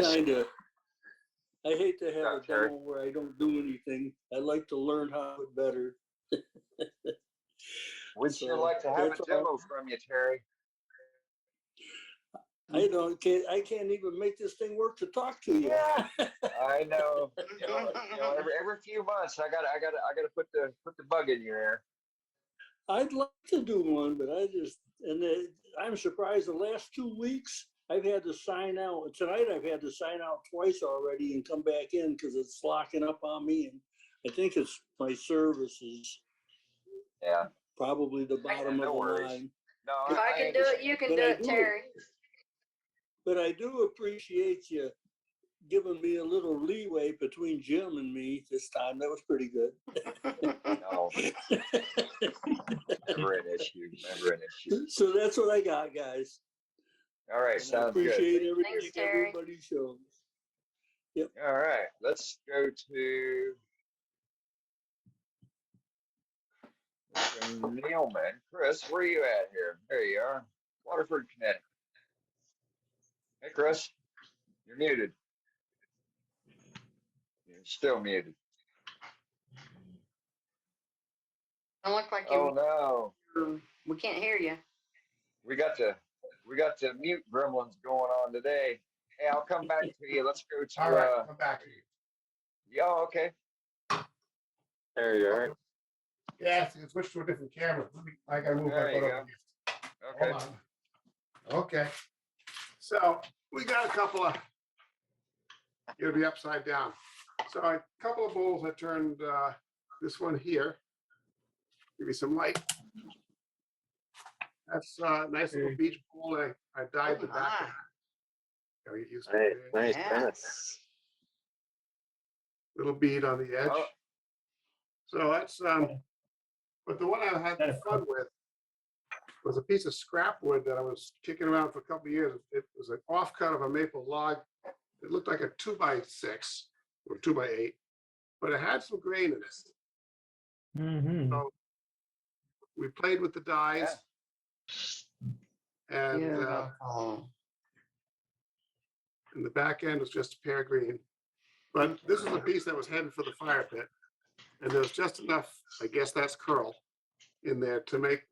If I had to do it again, I'd use a blue green and make that into an ocean. Because up here is a little seagull. Yeah. But that's what we got. Red, And I did the yellow, bottom with a little green and embellishing yellow. wax and some texture. Still Nice. haven't signed it. But that's all I have. Right on. Thanks, Chris. Very nice. Always like seeing dye on a project. All right, let's go to Mr. Harber. Matt.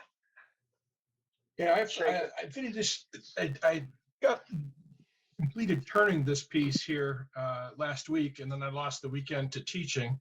This is box elder. Nice. Got some color. I only have one coat of finish on the outside, but I wanted to show this because in the context of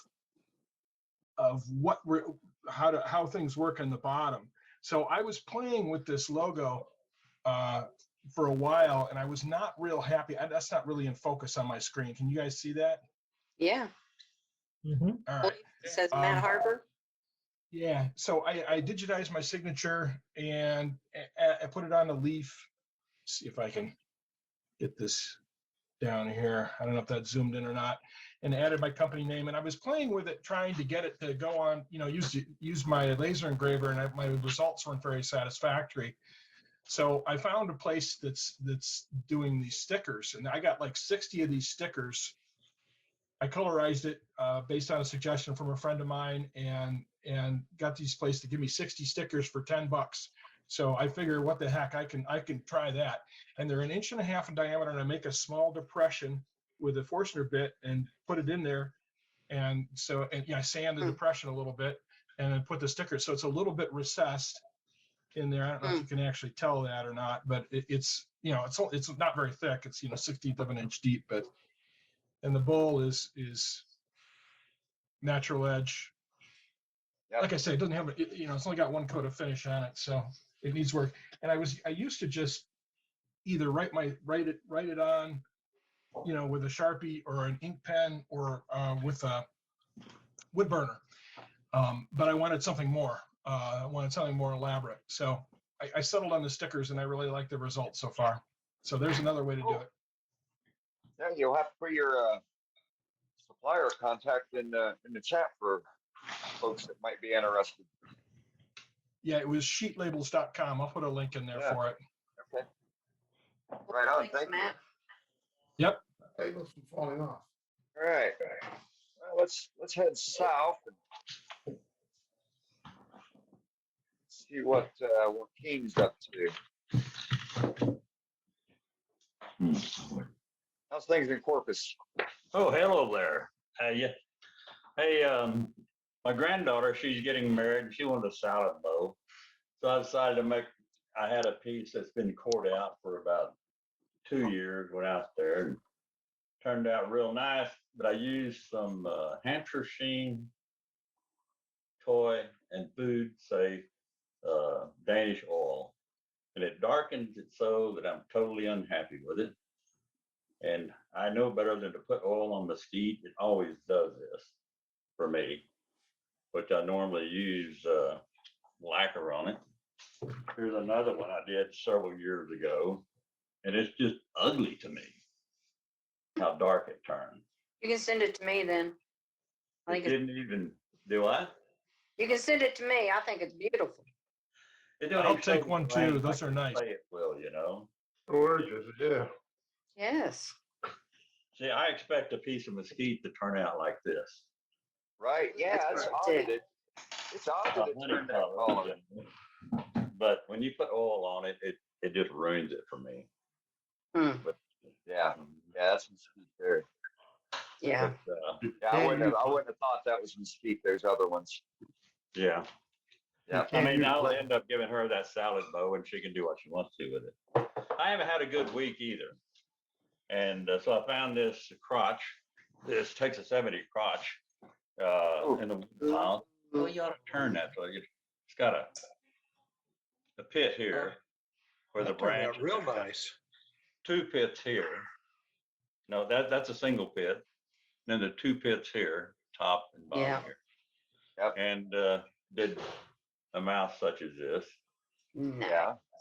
I want, and I needed, it got cut off to where, this went up about another 2 inches. I wish that had been left on. Well, and it had a few cracks in the pit, but when I got through hollowing this thing out, it is cracked all over the place. And I don't know exactly what I'm going to do with it. I let it set for a while before I make a decision on it. I mean, all it lacks is turning the tenon off of it. But I'll send you my address. I can That is feel gorgeous. these cracks now, I'll probably, I left that on so I can put it back on and sand it, and I don't know, maybe even grind them out and put turquoise or something in it. I don't know yet, but Coffee would look good. yeah, it's still on the shelf. Very nice. So I am so impressed with the Duxbury jig. That thing is unbelievable. Oh. Huh? Hey, I gotta ask you, you're making a salad bowl. You can't lacquer a salad bowl. What I would know you it. put on? That's why I used oil, food safe or oil on it. Yeah, what else can you use? Black. Not lacquer on a.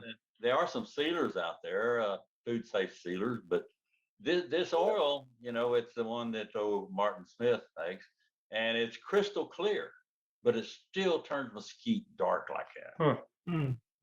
And I don't know if any of y'all got any ideas on salad bows would be best. Original, tried and true. Oh, yeah? There's also general salad bowl finish or any curing oil. I think I got it. Yeah, I don't think Any General makes that polymerized. salad bowl finish anymore. Yeah. No. Yeah, it's a water-based Any- general salad bowl any- finisher. Any polymerizing oil. Yeah, I've Even got. Steve- What's wrong with even CA glue? Parfix. Even What's wrong with Parfix, 3408? right? 34 weight? Yep. Epoxy. Is Wipe that on, right? wipe off. I had no idea. Saturated. Yep. Well, I'm not, but I don't know what I'm gonna do with the mesquite ones. I'll try that. In fact, I think that I have some out there. So, I'll try it. All right, Parabenes, polyurethane. yeah. Or the polyacrylic, the Minwax polyacrylic might work good. Microcrystalline. Yeah. Yeah. Well, I want to share with you Hello. how I got hooked on this Duxbury jig. Well, You know, maybe your next Fun salad come bowl. on. I didn't see Jim's picture of the one like this, where he had a hole drilled on it to have spring action. And I put a hinge on mine, this one here. And I've got all kind of little discs that'll fit in here in case, I want to go from one to another disc in a hurry. All right. And even got one with a 2-inch. That's what Scott did. And the reason I did these was, why couldn't I put a tenon on a piece and put it in here and use it? Mm-hmm. So Exactly. experimenting with that theory, because I did this bird the other day, and it's done on centers. And so I said, why can't I do a bird with this Duxbury jig?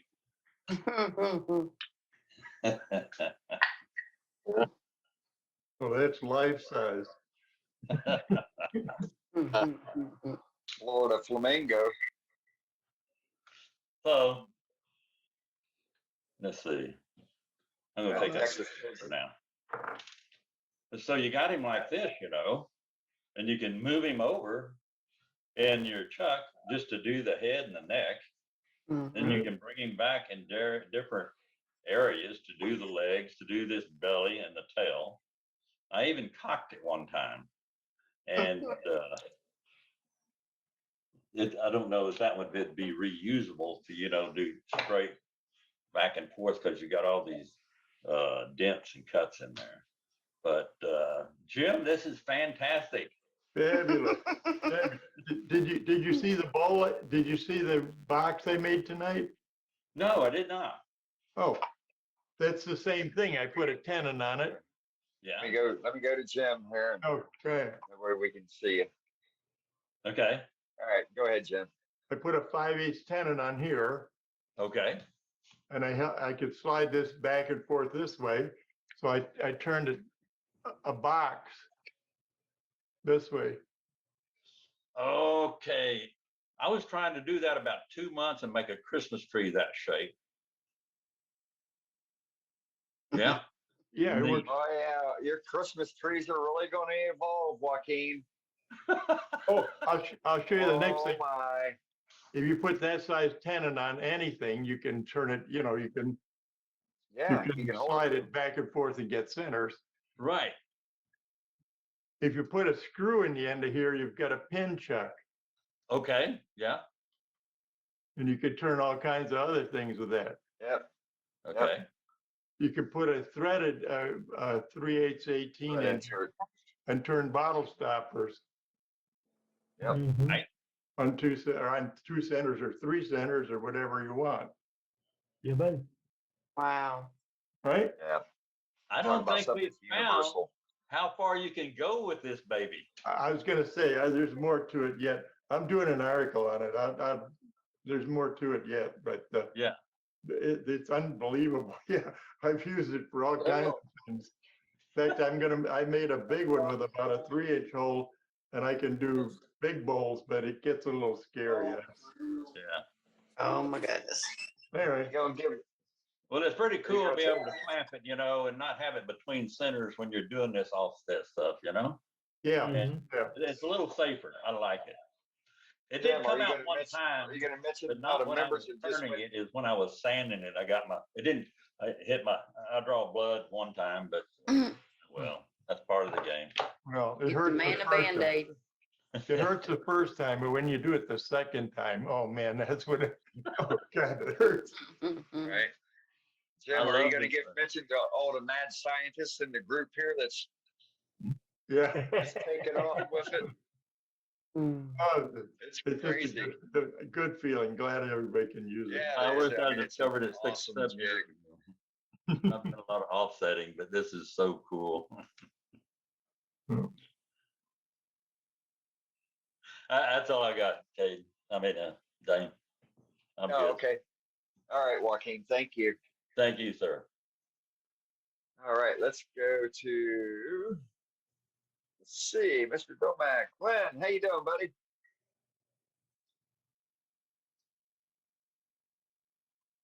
Glenn, you're on deck. I'm doing good. Good. This month, our turning challenge is inside out turning.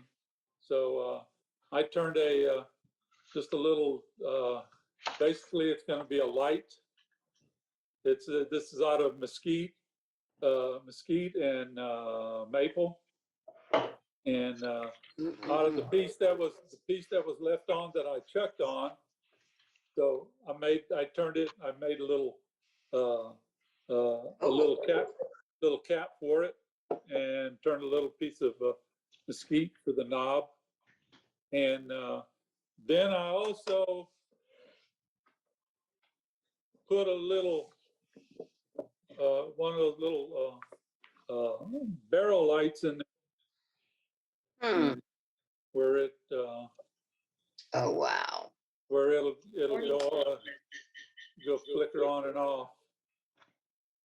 That is So cool. instead of just making this just a simple vase or whatever, then I put a little plug in, turned a little plug that fits in there, and drilled it, and put the little light in it, and so. That is awesome. And Nice all job it there, Glenn. is just those little Nice. those little lights. Me and Waukeene, we were talking about it the other day, that we had bought a whole bunch of these a year or two ago, never used them, and then it clicked the other day that I could put this light in there. I had one of those little flickering tea lights, but it wasn't putting off enough light, so I just put Any that chance, one in this. any chance you have a link for those?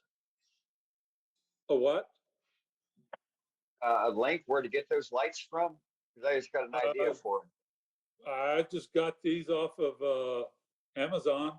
I don't remember what they're called. It was a couple of years ago. It was on Amazon. I don't know if they're called barrel lights. I'm not sure. Okay. But they're about this part here is about 7/16 diameter. I just drilled a 7/16 hole and it slid in there. Right on. Thank you. You're welcome. That's all I got. Great inspiration there. All right, thank you. Let's go to Henry. Put it back on. Hello, Henry. You there, Henry? Oh, Henry tonight. Doug, do you know what's going on with Henry? No, No? I still see him on the list, but Yeah, I've got him highlighted. Henry. Like I said, he mentioned something about gallery. He didn't say he had anything for gallery. So get a little bit of sweetness with that honey, tangy barbecue sauce, and it goes. And he didn't respond back when I asked him Turn to off add your something for turn gallery. off your audio. Whoever's got the barbecue sauce going. All right. Well, it's 7:10. Let's go back to Eddie here. It's been an interesting evening, hasn't it? Yes, we all got together and shared ideas on wood turning, got on a tailgate and lied and told stories, showed some great work, really great work. We saw some tips and tricks. Somebody's going to find that little bitty light flashing thing next week and they're going to throw it in the chat. And then we can all find them and have fun because that does look like something that you could really toss into a couple of different turnings and Yeah, have fun boy. with. When my granddaughters were really small, I wanted to take them to a fair or a festival, and they were selling these little earrings that had flickery uh, dots like LEDs in them. And first thing I did is buy a pair and put them on their ears. I could pick those kids out in the crowd. And then I used those same dot things to accent some turning pieces. Really unusual. We come up with some strange things to add to our turnings. And next week we're going to do a candy bowl with the Hershey Kisses included. He's going to burnish the edge of the bowl. He's going to show you how to hold it, how to turn it, how to decorate it, everything else. Our topic for the warm up before we go there, because we want to do this little warm up thing each week, LED. is going to be wire burning or metal burning to put burnish marks or smoke marks on wood. So we're going to talk about that in the beginning of next week's meeting. Okay. And we're open to pardon me, and we're open to ideas about those topics. Just send them on to us. We'll use what you give us. Remember, it's your club, no hierarchy, and we're looking for that demonstration that you really, really think we should see. Until next week, I'm Captain Eddie Castellan for worldwidewoodturners.org, the best wood turning website in the entire world, because now we have a master web blaster, master. Master Blaster Webmaster. Master Blaster Woodmaster. That's it. Save the chat, Donald. Donald's still out there, and he's going to tell you, save that chat. And I'll see you next week. Be careful. And like Sue would tell you right now, please be safe. Good night, everybody. Good night, Captain. Hey, yo. Good night. Yeah, Good but night. the informal tailgate session will remain open.